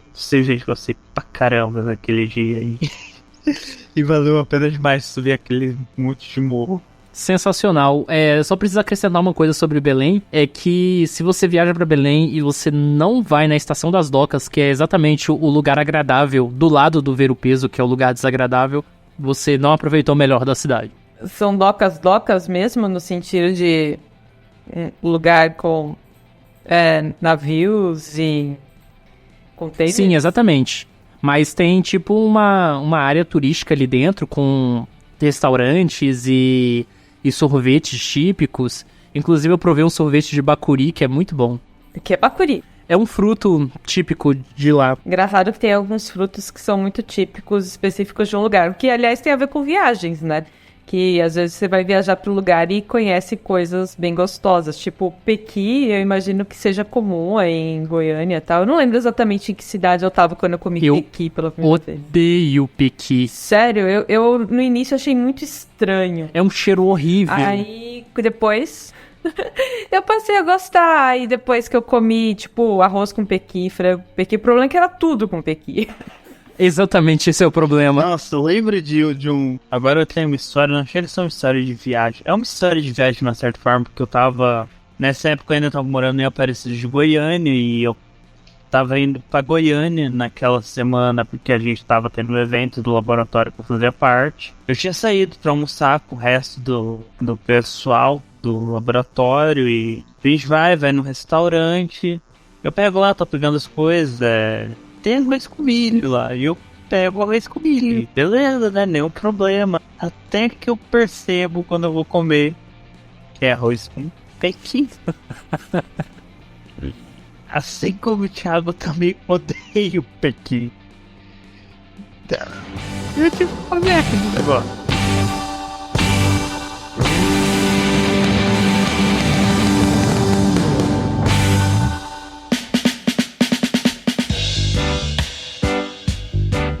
Como o Thiago, eu vou dar um contexto rápido, assim, diferente dele. Eu comecei a viajar relativamente cedo, mas por conta da minha família, né? Eu viajava muito com a minha mãe. Quando eu era pequena, a gente tinha bastante dinheiro, então até a minha avó ter o derrame quando eu tinha uns 10 anos, mais ou menos, que aí a gente passou a gastar muito dinheiro com ela, a gente tinha bastante dinheiro para aproveitar para as coisas, sair por aí, conhecer vários lugares diferentes. Às vezes a minha mãe, ela sempre foi uma pessoa muito de gostar de lugares próximos à natureza, vamos dizer assim, no sentido de vegetação mais fechada. Ela gostava muito de fazer trilha. Eu era uma criança gordinha e sedentária, então eu tinha alguma dificuldade em fazer isso com ela. Mas eu achava muito... Eu gostava também de ficar em ambientes mais tranquilos, fora da cidade. Eu nasci em cidade grande, né? Nasci em São Paulo, fui criada lá, cresci lá e só o tanto que o Michael falou que não viajou, ele se mudou, né? Pra mim... É o oposto, eu só me mudei para vir aqui para Florianópolis, então eu só me mudei até hoje uma vez na minha vida, mas eu sempre viajei bastante. Então para mim era muito bom ir para cidades menores, porque São Paulo é meio caótico, por mais que eu morasse em Pirituba, que é um bairro mais de periferia, né? Eu não vou conseguir lembrar todos os lugares para onde eu fui. Até porque tem uns que eu nem lembro mais o nome, eu só lembro razoavelmente de, sei lá, tinha uma trilha para uma cachoeira, uma coisa do tipo. Eu viajava muito para Ubatuba, a gente tinha uma casa numa vila de pescadores lá, eu ficava quase o dia todo fora. Quando eu era pequena, eu gostava bastante de praia. Depois de um tempo eu passei a odiar praia, tipo, tudo relacionado à praia, né, sol, calor e tal. Mas eu não gostava de ficar no meio de um monte de gente na praia. Eu preferia ficar mais dentro da água. Eu e minha mãe sempre fomos mais dessas, né? De não querer ficar naquela muvuca, som alto, em barzinho. Então a gente preferia praias mais silenciosas. Como geralmente a gente estava de carro ou tinha dinheiro para pegar táxi, aí a gente podia ir para lugares mais afastados, sem grandes problemas, levar cadeira de praia, coisas do tipo. Eu era bem aquela criança de ficar perguntando se estava chegando o tempo inteiro, porque, claro, incomoda ficar no carro. Eu sempre tive um pouco de enjoo, quer dizer, às vezes não é só um pouco, às vezes é bastante, né? E eu nunca consegui dormir direito em viagem. Já dormi algumas vezes, mas não direito, né? Algumas pessoas acham super tranquilo, sei lá, dormir no ônibus todo dia de manhã. Pra mim isso nunca aconteceu. A maior parte das minhas viagens, quando eu tava com a minha mãe, eu lembro que tinha umas vanzinhas de turismo que a gente pegava. A minha primeira viagem de avião foi pra Porto Alegre, mas aí a gente ficou mesmo em Canela e Gramado, então no Rio Grande do Sul. Nossa, aliás, eu conheci Gramado e Canela agora em agosto, numa viagem do trabalho, cidades sensacionais. Eu quero um dia voltar pra lá, agora que eu sou adulta e posso ir para os lugares à minha vontade, né? Eu pretendo voltar, porque eu lembro que eu gostei demais. Lembro de algumas impressões, Mas eu não tenho uma visão tão clara de como foi a viagem como um todo. Eu lembro que eu gostei muito das comidas. Eu lembro que tinha o Mini Mundo lá que... Gostou da cerveja? Não. Ó, Você era criança, tô brincando. não, mas eu bebia um pouquinho de cerveja quando eu era criança. Não, a gente não via problema nisso, não. Tanto que nunca foi pra mim... Talvez aquela história das pessoas terem o gosto pelo proibido, né? Pra mim, cerveja nunca fez parte do proibido. Porque, sei lá, desde pequena eu podia tomar um pouquinho de cerveja em casa. Mas eu lembro que eu gostei muito de viajar de avião. Eu lembro que eu não tive medo. Eu até me sentia bem. Eu sempre fui uma criança também muito... Qual que é o nome? Arrogante. Né? Tipo, eu sou foda. Então, eu me senti muito mais forte, assim, por um monte de gente ali que tava com medo, criança que tava com medo, falar, esse bando de babaca, eu tô muito bem aqui, coisas do tipo. Agora, uma coisa que eu me lembro é que eu levava sempre o meu gatinho de pelúcia pra todas as viagens que eu ia. E eu também levava travesseiro. Então, eu tinha o meu travesseiro e eu carregava pra todo canto o travesseiro. Então, eu não tenho certeza agora, tá, se pra Índia eu levei travesseiro. Talvez. O gatinho de pelúcia eu não levei mais naquela época. Mas é engraçado que eu tinha essa questão de estar sempre com alguma coisa familiar, né? Algo que tava sempre comigo. E aí eu lembro também que a gente teve uma viagem de navio quando eu era pequena, que eu também, não só levei o meu gato de pelúcia, como eu entrava com ele na piscina. Depois, pra fazer o gato secar, era meio difícil, porque não tinha, tipo, não tinha um secador de cabelo ali, coisas do tipo.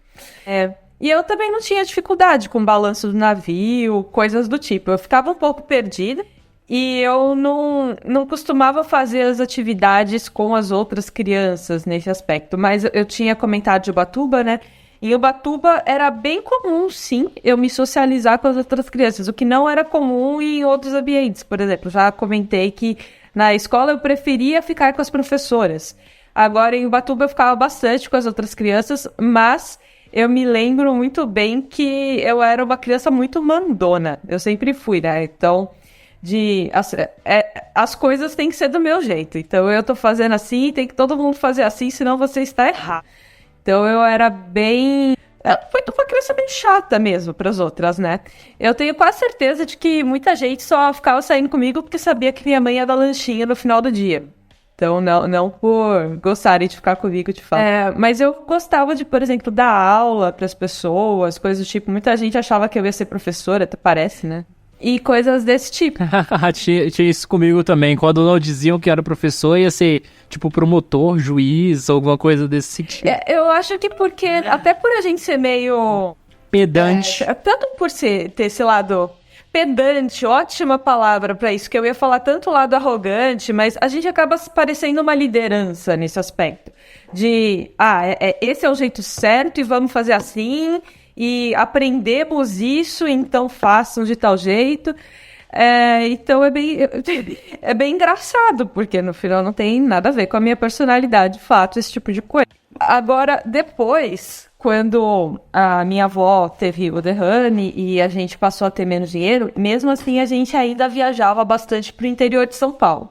Então a gente passou a viajar de carro, pegava uma semana, um tempo mais ou menos assim, ia para uma cidade e ficava andando, porque a gente considerava que uma semana era um tempo bom para conhecer a cidade, né? Saber... Quando a gente estava começando a conseguir se locomover na cidade sem mapa, aí a gente tinha que ir embora, mas ok. E aí uma vez a gente foi para Santa Rita do Passa Quatro, que... Eu acho que ainda é São Paulo, quase Minas, mas eu não tenho certeza. Na verdade, a gente estava indo para Araxá, se não me engano. E aí ficava no caminho. No Triângulo Mineiro. Triângulo Mineiro, ok. Eu não lembro exatamente a posição do Triângulo Mineiro, mas... porque Araxá é Uberlândia e Uberaba, né? São as três grandes cidades do Triângulo Mineiro. E elas ficam, digamos assim, aí a poucos quilômetros da divisa com Goiás. É tudo nessa região. Realmente eu não me lembrava, teria que pesquisar no Google. Mas uma coisa curiosa que teve em Santa Rita do Passa Quatro, que infelizmente a gente não tirou foto e muita gente acha que a gente mente na hora que fala isso, né? Mas não, é bem literal. A gente não tava encontrando lugar pra almoçar, né? Então, eu e minha mãe chegamos, eu acho que era no final de semana, e tava tudo fechado, a gente com muita fome, e a gente encontrou um restaurante que tava fechado pro almoço. E eu nunca tinha visto um restaurante fechado pro almoço. As pessoas, em geral, acham que eu tô zoando. Mas não, realmente isso aconteceu. Quando você falou que era algo que as pessoas dizem que é mentira e você fez o contexto com Minas Gerais, eu de verdade achei que você ia falar do ET de Varginha. ET de Varginha. Gente. Não, isso aí é mentira. Isso aí... não. Nem ET de Varginha, Área 51, não rola. Não é porque eu vim aqui pra Ilha da Magia, que nem o pessoal chama, Florianópolis, que eu deixei o meu coraçãozinho de hard science de lado, tá? Área da Magia parece tanto nome de gravação de DVD de pagode, sabe? Ilha da Magia? É algo nesse nível. Eu ia falar que também parece outra coisa, mas... Mas foi interessante, assim, conhecer cidades menores também. No final, a minha mãe acabou até conhecendo uma cidade que ela gostou tanto que resolveu morar lá. Foram viagens legais, por mais que tenham sido viagens de baixo custo, então dá pra você viajar e aprender coisas boas em viagens que não custam tão caro, né? Mas uma viagem que foi muito bacana... E foi de avião, nesse caso, porque é meio longe também. Foi pra Foz do Iguaçu, que eu lembro que eu fiquei muito impressionada com as cataratas de Iguaçu, eu olhando aquela água toda, aquela massa de água, imaginando, tipo, que você não consegue morrer afogado lá, muito provavelmente, porque eu acho que você morre simplesmente esmagado pela quantidade de água. E isso me deixava completamente hipnotizada, olhando aquela água toda caindo ali. Então... é um lugar para onde eu pretendo voltar só para ficar olhando aquele monte de água de novo. Foi bem legal. Tem muito lugar legal no Brasil, tá? Eu sei que muitas vezes as pessoas pensam em destinos turísticos fora do Brasil. Claro que tem muito lugar legal fora do Brasil também. Mas eu acho que vale a pena explorar essa diversidade de paisagens que a gente tem aqui. Eu nunca fui para a região norte. Momento valorize o turismo nacional. Aí aparece a bandeirinha lá, Ministério da Cultura, Ministério do Turismo, sei lá, tipo, Governo Federal, patrocinado por... Sim, vocês estavam falando das regiões para as quais vocês viajaram. Eu nunca viajei para a região norte.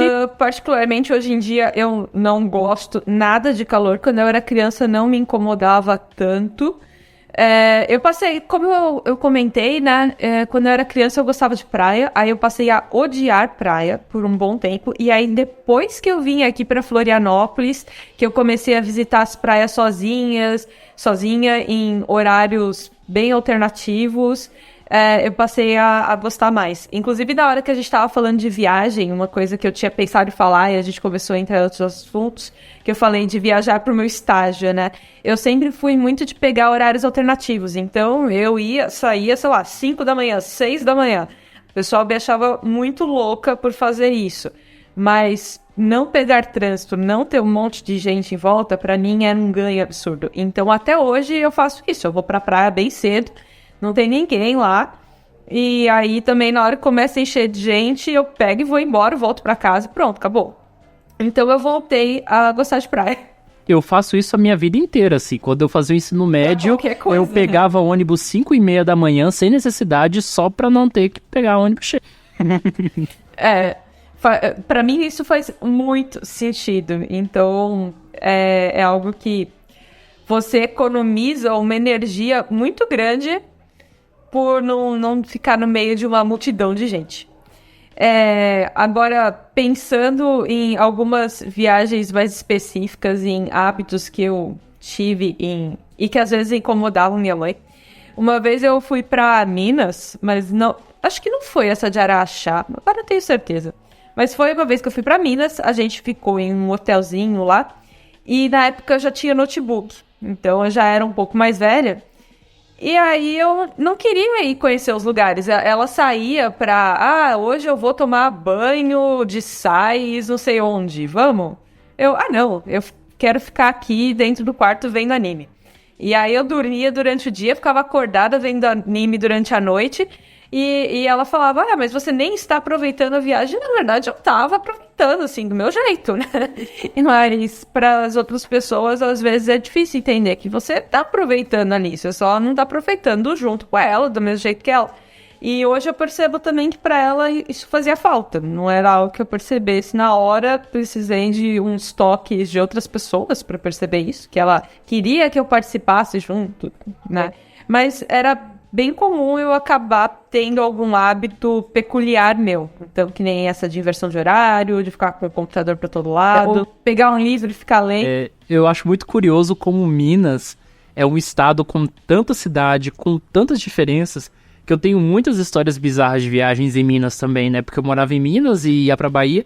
Eu lembro que uma vez a gente passou em Montes Claros, e aí o carro quebrou e teve que ir pro mecânico. E aí, por algum motivo, eu não lembro muito bem, eu sei que eu caí dentro daquela vala, sabe? Onde o mecânico entra embaixo, onde tem escadinha.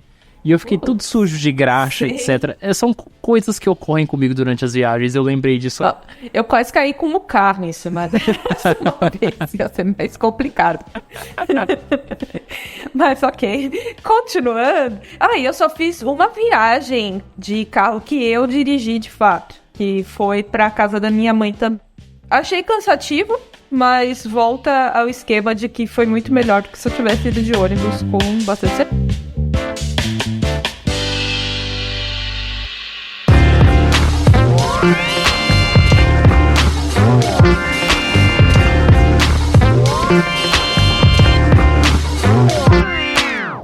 Algumas viagens que eu fiz no ensino médio, eu participava das Olimpíadas de Astronomia, né?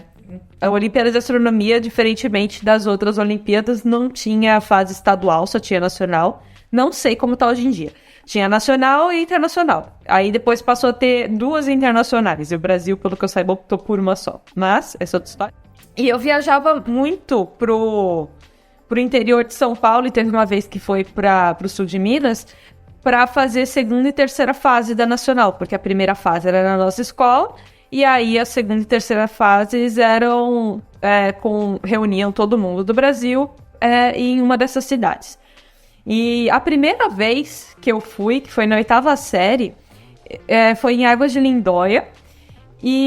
Só que eu não conhecia direito as pessoas da astronomia. Depois eu passei a gostar muito das pessoas da astronomia, mas eu acho que eu já comentei isso aqui, que eu me sentia, de qualquer forma, fora, assim, do grupo, né? Eu me sentia muito mais naquele grupo do que em qualquer outro, mas mesmo assim, em relação às outras pessoas, eu me sentia fora do... As pessoas tinham que se organizar para ver quem ficava com quem nos quartos, e todo mundo ficou dizendo, você fica comigo, você fica comigo. E eu sobrei, né? Obviamente. Aí até teve uma menina que depois fez faculdade comigo, com quem eu converso muito até hoje. E falaram, sobrou ela, então ela fica com você. Aí eu falei, ok. E no final, teve uma colega dela que falou, não, você fica com a gente. Aí ela foi embora, então eu fiquei sozinha de novo. E eu fiquei naquela, e agora? O que eu vou fazer, né? E aí veio uma monitora, na verdade era uma professora que estava lá meio que para ajudar a coordenar os alunos. E aí ela falou, então você fica comigo.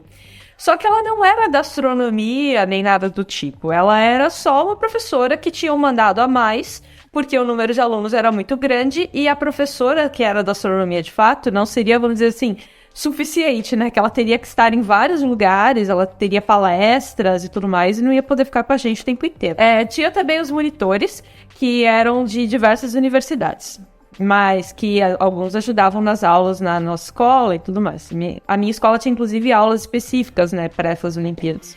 E aí, como eu fiquei no quarto dessa professora, eu ia com ela para os vários lugares. Então, mais uma vez, eu acabei não tendo socialização com os outros alunos da minha escola.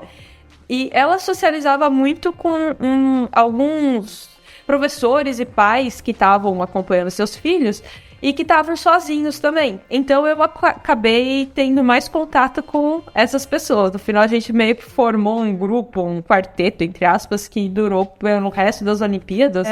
Essas pessoas aleatórias, que ninguém conhecia, que caíram lá, assim, apareceram. E aí, nessa, um dia aconteceu o seguinte, a gente teve a prova, né, porque a gente estava lá exatamente para fazer a segunda fase, e depois que eu fiz a prova, tinham falado o seguinte, agora vocês voltem pro hotel e à noite a gente vai rever as questões. E era à noite, tipo umas 8, 9 da noite, coisa assim. E a gente voltou pro hotel e essa professora falou, não, esse pessoal tá querendo ir lá à noite pra festa, pra algo assim. Sei lá, eu tava na 8ª série, né, eu achei estranho. Mas aí ela falou, não, eu não vou deixar ninguém ir, não é pra você ir, eu tava no quarto com ela, então eu não saí. E na hora eu pensei, realmente, né, o pessoal deve estar querendo bagunçar, aprontar, porque é isso que as pessoas fazem. Pra mim era assim que se passavam as coisas na minha cabeça. E aí, de repente, à noite, chegou a professora da astronomia de fato, entrou no quarto, me deu uma bronca absurda de por que você não está lá com todas as outras pessoas. Eu falei, porque me falaram que não pode. Não, você tem que ir pra lá agora. E aí eu tomei muita bronca por causa disso. A outra professora acabou tomando bronca também, falaram, não, era para os alunos irem. Só que assim, ela não tinha sido instruída a respeito disso, né? Então teve vários problemas, não vou entrar no mérito. Mas é que foi uma viagem que eu me senti meio alienada, vamos dizer assim. Sem piadinhas de aliens com astronomia, tá, gente? Eu acho curioso que esse sentimento é um sentimento compartilhado, assim, durante toda a minha trajetória acadêmica, sabe? Inclusive, algumas viagens estudantis eram horríveis, assim, nesse sentido, porque a exclusão era muito visível, sabe? Era algo, assim, que ficava escancarado no sentido de sobrou o professor, sabe? Então você vai dormir com o professor. E sobre essa coisa de alunos aprontarem, nossa, minhas viagens do ensino médio, assim, era cada história. Teve uma vez que tinha um casal na nossa turma que a professora pegou eles transando. E o pessoal da turma inteira encobriu eles, entendeu? Então, eu também tive bastante dessas, justamente por a questão de não fazer parte de um grupo, de fato, né? Não me sentir parte de um grupo. Então, acaba entrando no que o Thiago tinha falado, de que às vezes você ter contato com as outras pessoas ajuda em outros aspectos. Então, você saber o que está acontecendo. Por exemplo, nesse caso, se eu soubesse que todo mundo está indo lá, porque realmente vai ter essa revisão de prova e é pra gente ir lá ouvir o outro professor falar. Era uma revisão de prova? Eu pensei que era uma festa aleatória. Era! Não, foi. A mulher não deixou as pessoas irem justamente porque ela achava que era uma festa aleatória, mas não, era de fato uma revisão de prova. E eu achei que ela estava certa, mas nós duas estávamos erradas.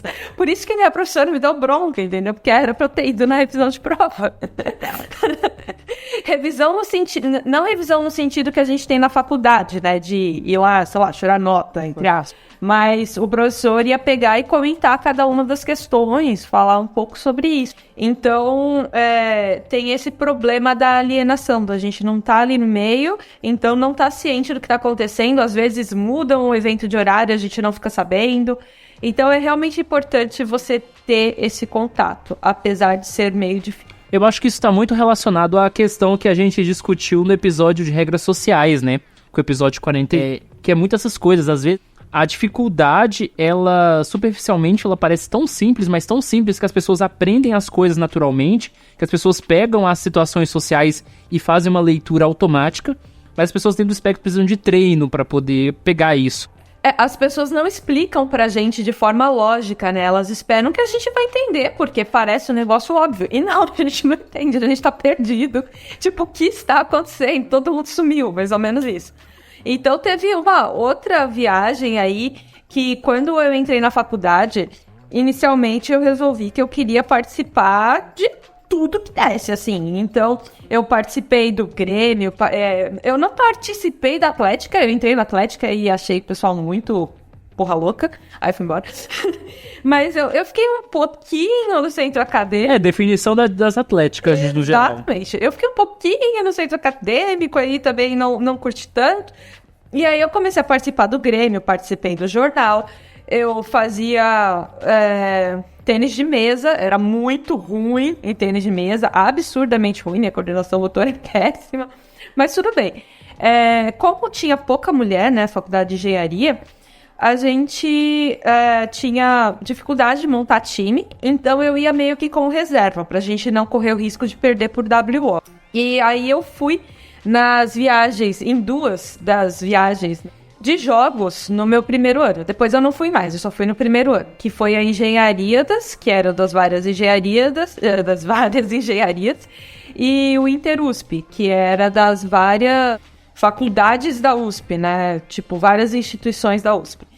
E na Engenhariadas, que foi a primeira, que foi em Jaboticabal, teve uma situação meio estranha, porque o time de tênis de mesa tinha reservado um hotel. Todos tinham combinado aquilo, e aquilo não tinha sido combinado comigo, então eu não sabia o que estava acontecendo, pra variar.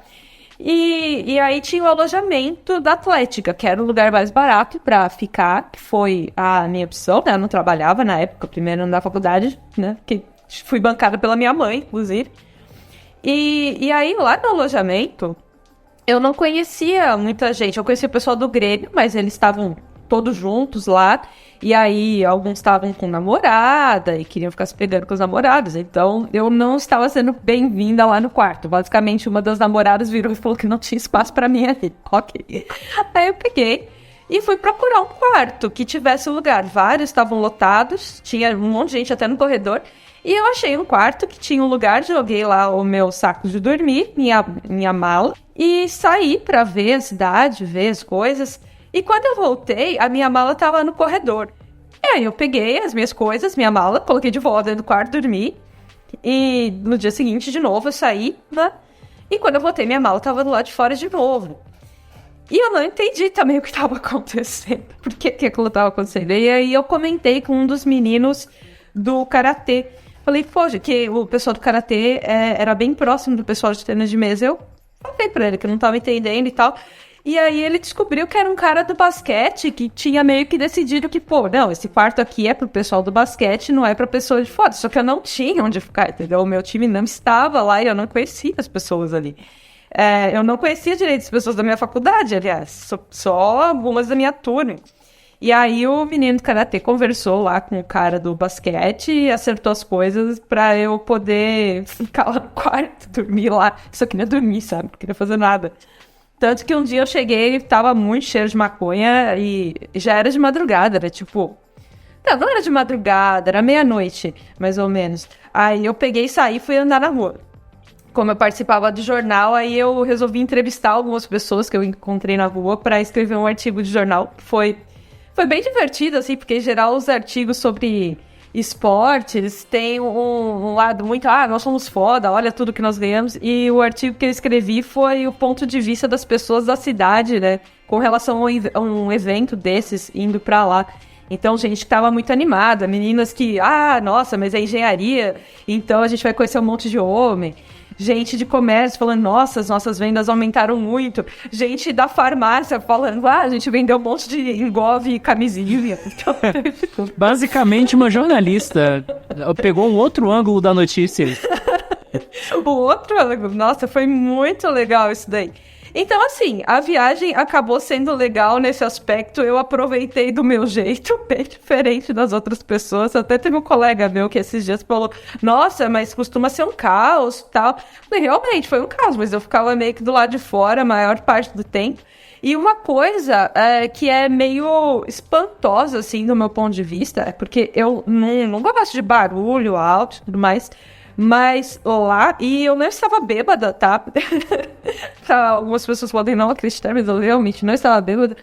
Mas eu tava em um ânimo em algumas coisas com relação aos jogos, a gente ganhar os jogos. E a nossa faculdade tem uma bateria muito grande. Quando a bateria entrava, eu não me incomodava. O que é bizarro, não faz sentido. Porque se tiver hoje em dia uma bateria muito longe de mim, eu vou estar bem incomodada. Então eu tenho a impressão... Bom, considerando que você ficou num quarto que tinha fumaça de maconha, talvez você foi uma fumante passiva. Pode ser, eu estava bem maconhada, talvez sem saber, né, essa percepção. Mas eu tenho a impressão de que... algumas situações... Eu não sei se é adrenalina, mas deve liberar alguma substância meio doida aí no meu corpo que eu fico entorpecida, como disse um Raico, em relação a algumas coisas.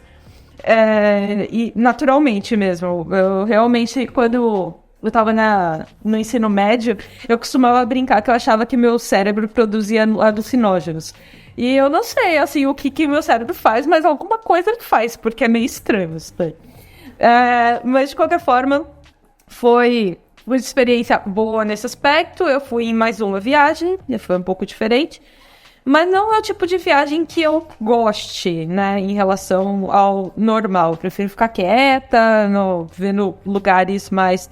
E outra viagem, pra gente não se estender tanto, assim, mais uma que eu quero comentar, eu já comentei em outros episódios e foi bem marcante aí na minha vida, foi a viagem pra Índia, que foi por causa da astronomia também.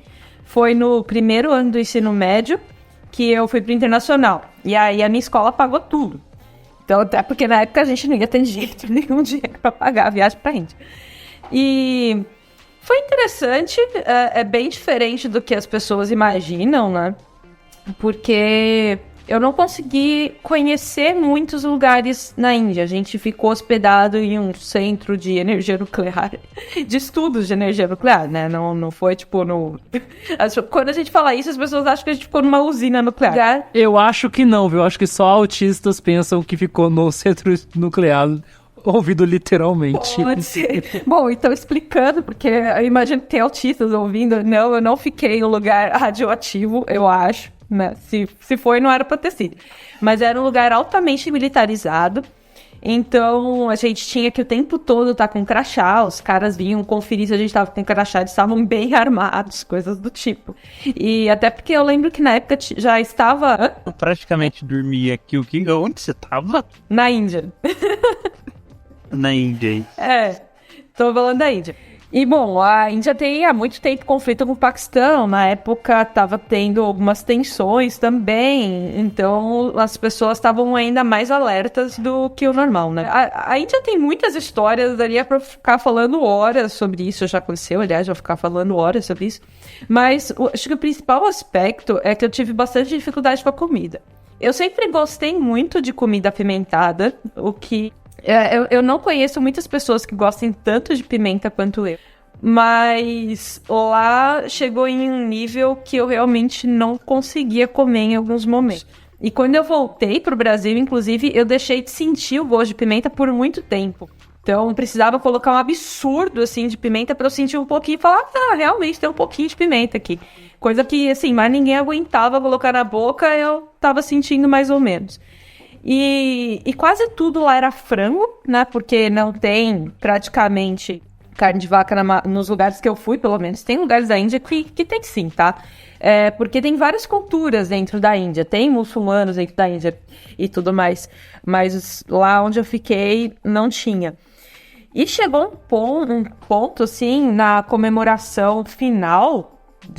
no último dia, o último banquete, vamos dizer assim, entre aspas, que eu não aguentava mais. Aí eu realmente coloquei o negócio no prato, eu fiquei um tempão olhando, pensando, não, eu tenho que comer, porque eu já não tô comendo direito faz um tempão. Eu me alimentava de torrada, quase todo dia, né? Eu fazia uma pilha de torrada com manteiga e engolia aquilo lá.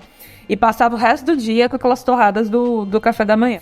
Mas eu tava tentando me forçar a comer e eu não consegui. Eu coloquei o negócio na boca, fiquei um tempo assim, falei, nossa, eu engoli, eu vou vomitar. E aí eu devolvi pro prato. Eu não sou de fazer isso. É um negócio que eu considero bem nojento, mas não dava. Você falou, inclusive, com essas palavras no episódio 58 de adolescência que você contou essa viagem, né? É algo bem marcante pra você. Eu não faço isso, mas naquele dia eu... Então, nossa, foi muito marcante, porque me incomodou bastante. E teve muitos dias, assim, que a gente se alimentou de trufas. Eu tinha comprado várias trufas na escola, trufa de chocolate, não trufa do cogumelo. Até porque cogumelo é caro, eu nunca comi trufas de cogumelo. Mas... Hoje é dia dos alucinógenos. Opa! Os alucinógenos devem ser bem mais baratos do que o telefone. Mas a gente se alimentou alguns dias de chocolate, de umas coisas bem aleatórias, assim, porque a comida lá era bem difícil. Mas teve uma situação que eu achei muito legal, e na época eu não percebi, tá? Eu só fui perceber muito tempo depois. Às vezes isso acontece, eu fico pensando a respeito do que aconteceu, e depois eu percebo alguma coisa que eu nunca tinha reparado. E que foi o seguinte, um dia no café da manhã, eu tinha naquela época costume de todo dia tomar leite gelado com super... E lá só tinha leite quente, sempre era leite quente. E aí eu pedi para um dos atendentes, meu inglês horrível, mas ele conseguiu entender que eu queria leite gelado, não queria aquele leite quente. E aí o cara falou, beleza, senta lá que eu já vou. Obviamente não para essas palavras ficarem em inglês. Mas, basicamente, eu fiquei muito tempo esperando. E a gente tinha prova aquele dia. Então, eu comecei a ficar muito estressada. Porque o cara não vinha nunca como... E aí, quando ele chegou, eu tava muito brava, assim. É que eu realmente não sabia falar palavras agressivas em inglês. Mas eu mal agradeci o cara. E peguei ali... Tomei o leite gelado e tudo mais, e depois de muito tempo eu pensei que, na verdade, o que acontece é o seguinte, como o leite lá não é pasteurizado, que nem aqui, eles fervem o leite, por isso que ele tá sempre quente. Então o cara pegou o leite, ferveu o leite e foi gelar o leite pra mim. E aí hoje eu percebo, nossa, que fofo da parte dele, que absurdamente fofo. Se eu tivesse percebido, eu teria... agradecido muito, assim, e obviamente eu não sei mais onde o cara tá, mas eu espero que ele esteja muito bem, que ele seja muito feliz, e eu espero muitas coisas boas pra ele, porque foi incrível. Seria muito mais normal alguém virar pra mim e falar, não tem. Tipo, não tem leite gelado, tipo, se fudeu, pega aí o quente mesmo e dane-se. E não, então foi também algo que me marcou.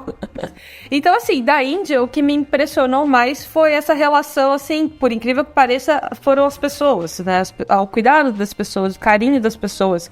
E eu nunca fui de reparar esse tipo de coisa. Eu demorei muito, inclusive, pra perceber, anos, né, depois.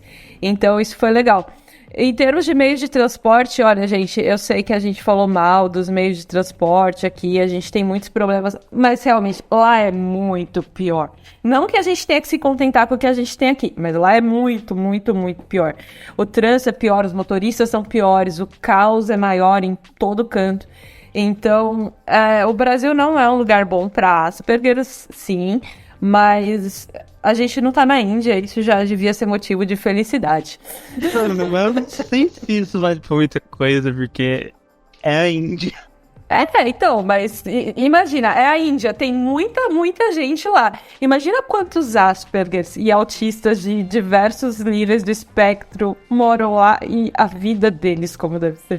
Tem uma derivação genética super absurda. Se bem que não dá pra saber se é porque é porque tem 1 bilhão de pessoas na Índia, é por isso que eles têm tanta variedade genética, ou se é algo exclusivo da Índia, porque o único exemplo que a gente tem é a China, e bem, ninguém vai lá na China perguntar se as pessoas saem bugadas toda hora. É que na Índia também você tem que considerar que tem uma quantidade muito grande de culturas que meio que se encontraram ali. Você pode até ver a parte histórica da Índia, é fascinante, né? Mas entra naquilo que a gente estava falando mais cedo de volume. Quando você tem muita gente, então você passa a ter muita gente de todo tipo. É uma coisa que sempre falam no xadrez verbal, assim, tem uma minoria, mas o problema é que toda minoria na China e na Índia significa milhões de pessoas.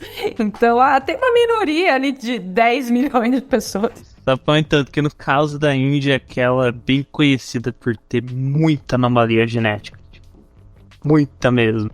Eu tava comentando que é meio difícil saber se é porque tem muita gente lá mesmo ou se é algo exclusivo da Índia, porque, bem, não dá pra saber se na China é assim. Mas também. de uma forma geral, eu acho que o Brasil é um país muito bom ainda para autistas por causa de um quesito que, cara, o nosso país avança muito, que é a questão de legislação. Nossa legislação é muito avançada. Eu acho que o maior problema é o clima mesmo, sabe? Porque boa vontade para tornar a vida das pessoas melhor não falta. Em vários aspectos é bom. Nem todos, mas em vários. Eu vi pra alguém elogiar de alguma forma a legislação brasileira. Mas aí uma coisa que aconteceu também na viagem da Índia, entra naquelas coisas de que a gente às vezes não sabe como lidar, né, com uma situação muito inesperada, foi que quando eu tava voltando, eu não comprei praticamente nada, tá? Porque eu olhava as coisas, algumas pareciam caras, na verdade o nosso dinheiro se multiplica na Índia, então na verdade as coisas eram baratas. Mas como eu não tinha muito dinheiro, assim, não tinha costume de gastar um dinheiro, tinha costume de economizar, então eu ficava com receio de gastar ali. E eu economizei quase todo o dinheiro que minha mãe me deu, que na época eram $300. E aí... bom, eu não lembro como que tava, quantos reais valia $1 na época, tá?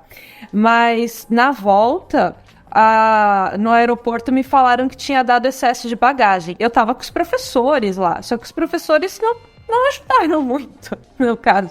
Eles no máximo estavam traduzindo. E eu não tinha comprado coisas, então eu achei muito estranho. Mas o que eu ia fazer? E aí a mulher falou, deu $500 que você tem que pagar. E aí eu virei pro professor e falei, professor, eu não tenho $500. E aí a mulher perguntou pra ele, né, que ele tava meio que intermediando aí a conversa. Ela perguntou pra ele quanto eu tinha. Eu falei, tenho 250, que era o que tinha sobrado. Aí eu falei, beleza, pode ser. E aí, só assim, anos depois, eu descobri que eu fui roubada, né?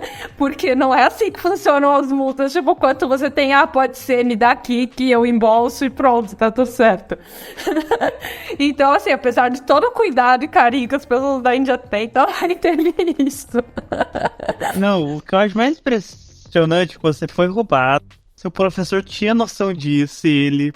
Foda-se. Ele deu ok, ele só traduziu o roubo pra mim e beleza, e não me falou nada, ok.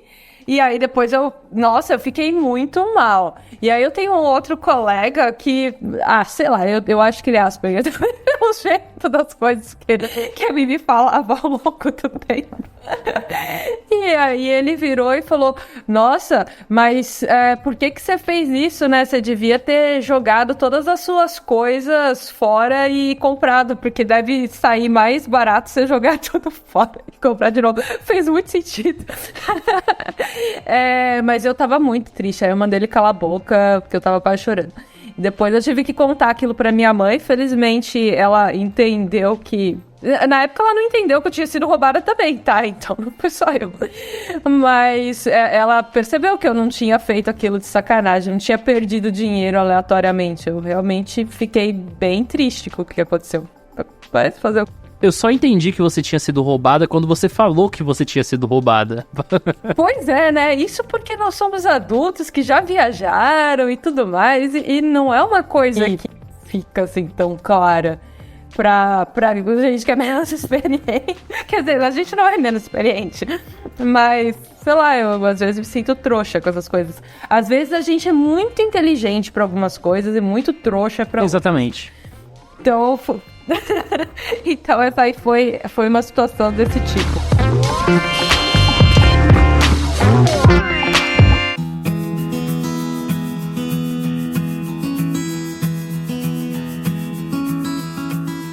Bom, então a gente falou aí de ir viajar e algumas coisas que às vezes eu reclamava com a minha mãe, que o pessoal não tratava... Em alguns lugares tratavam a gente bem, os comerciantes principalmente, né? Mas a população em geral ficava reclamando muito. Eu lembro que uma vez eu fui para Ubatuba de ônibus e peguei ônibus lá, né? Quando eu não estava com a minha mãe. E aí as pessoas reclamando, esse bando de turistas, não sei o que. E eu pensava, poxa, mas turista é que movimenta o comércio, o que esse povo tá reclamando? E hoje em dia, que eu moro em uma cidade turística, eu percebo que realmente, às vezes, é bem cansativo época de temporada. Então, aqui em Florianópolis, é bem comum nas férias as pessoas virem pra cá, principalmente férias de verão, porque temos muitas praias, aí é linda, né?